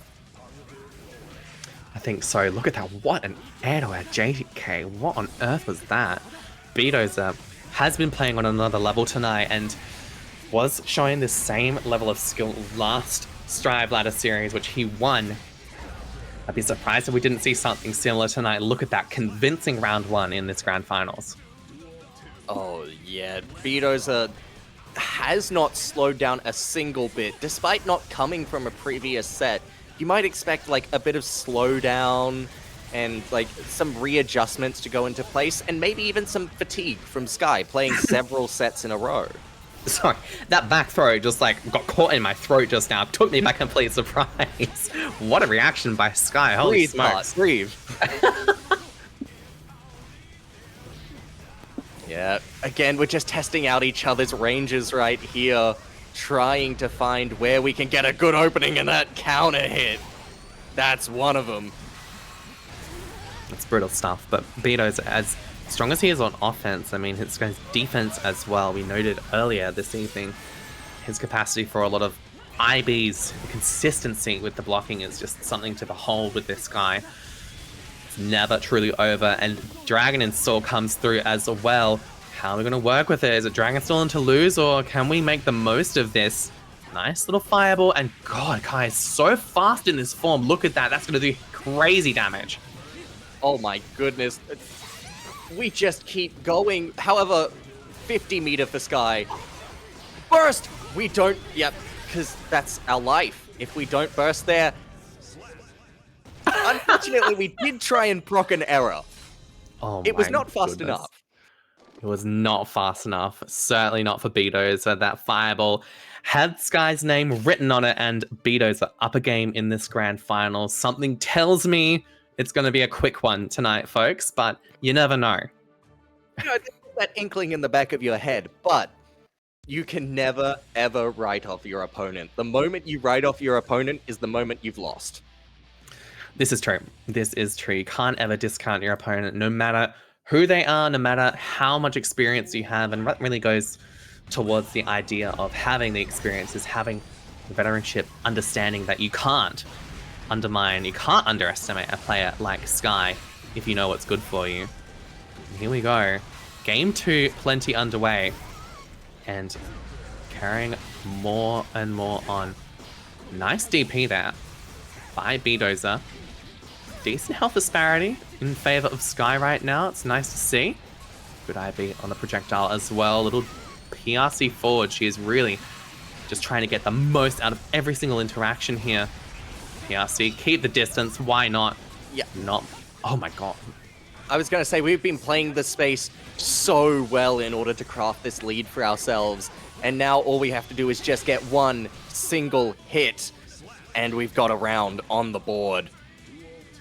Very nice there from Sky, gotta say. Great little punish there, and yeah, perfect neutral game as well in that round one. Beedozer happy as well to let that one go, that round go. It's like we've been saying tonight, Mandriam, it's just, you know, the caliber of these players, they are not even willing to entertain the idea of one round getting in your head or feeling bad or dooming over it or anything like that. Beedozer is plenty comfortable in this situation, and you can see why. Big counter hit though by Sky. Back to neutral we go, and we do still have burst here. Are we going to drop it? Not quite yet. Save it for a more needed time. Maybe here it is. Install comes through, and this is going to be huge for Sky. Yeah, and you can't burst on those points. Be wisely holding it, even if at the cost of your own health. You really cannot burst there, lest they get a reset burst bait. Beedozer might just be saying goodbye to his perfect run this evening. Jump cancel route by Sky. It was perfect, but in the end, the final projectile. And no, it will not be a perfect run tonight. The dream is dead, but Sky, a dream of her own, tying it up 1-1 in grand finals. Yep. Oh my goodness.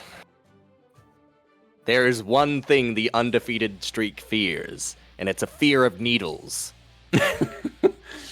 Those that know, that's the name of the projectile of Bedman, needle. Now you do know. With that blood test phobia right now, Beedozer gonna have to work past that a little bit. It's tied up right now going into this game 3.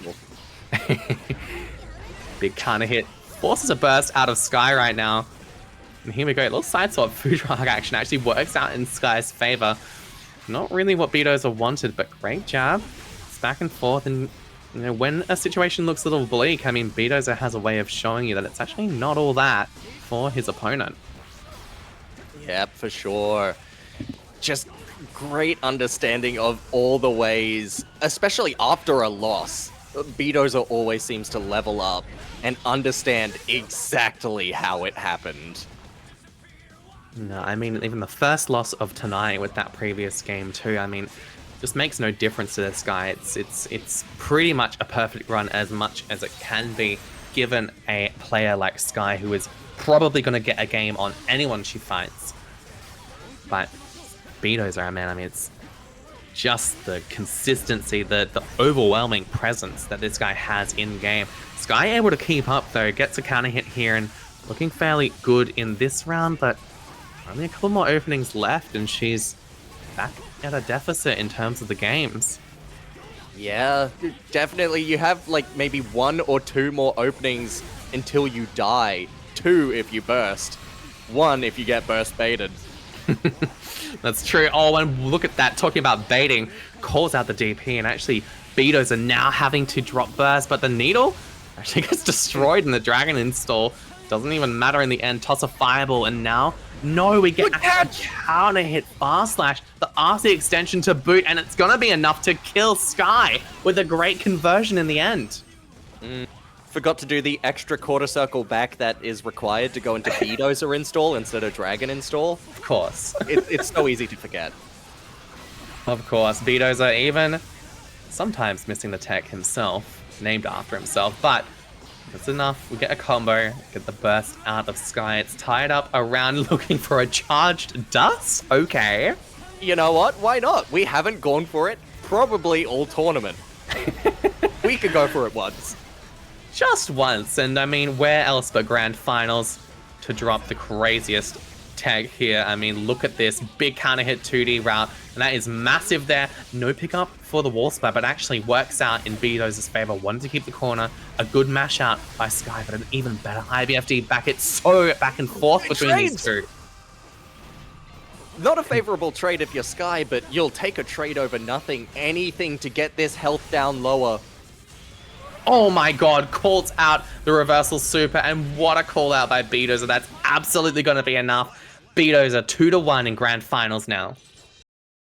And we're putting ourselves in prime position to take it still. The rounds are so close. Beedozer was able to recuperate after the loss, but we still went down to almost a last interaction situation.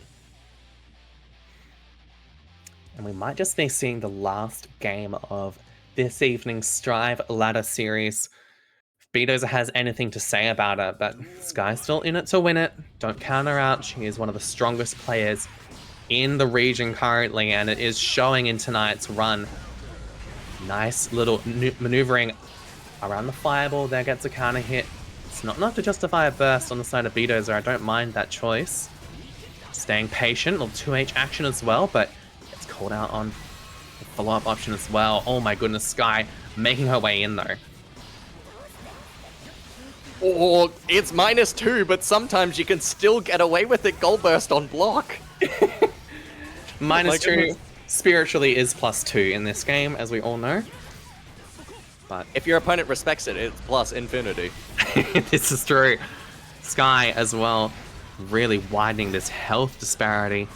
Beedozer having to just hold block, but jumps out. This is an opportunity for him. You do not want to give him an opportunity to dragon install. Here we go. Drop that fireball. Now we get to run our mix. Blocks the same side high. Nice stuff from Sky. No biting on the throw attempt. Oh, good. Oh my god. Out. But we weren't able to get much off it, unfortunately. Side swap. It messes up our combo. We have another chance. Oh my god. And in an insane sequence there, Beedozer puts himself on set and tournament point for Strive Ladder Series number 11. I think actually the side swap route was intentional and he was going to pick that up. If that happened, I would have lost my mind. We might just see something just as insane in this possible final round here.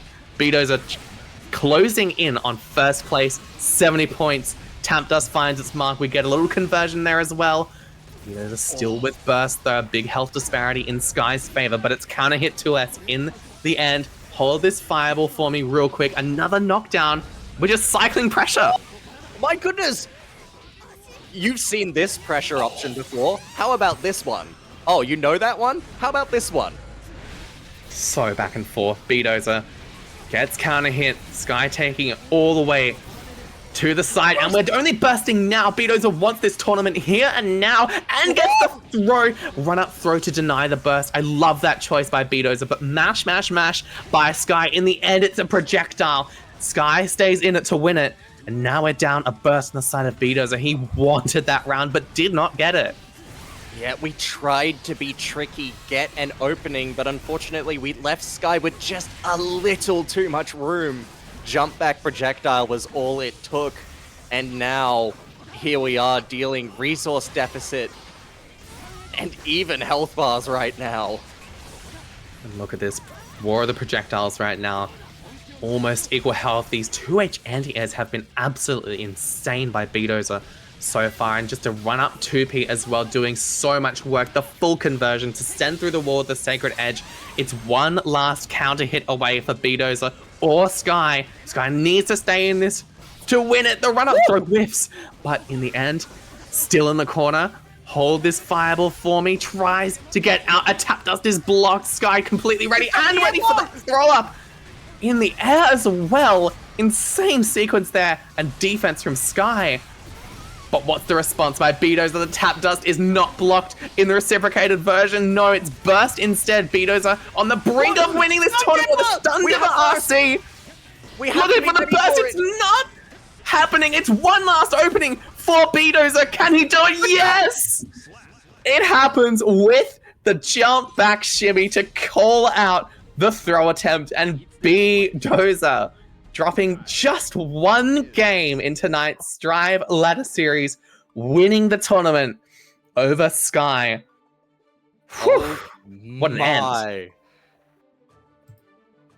That was good. It's always a performance with these guys. It's always a performance with Beedozer. Last Ladder Series number 10 went out in just spectacular fashion. So did tonight's number 11.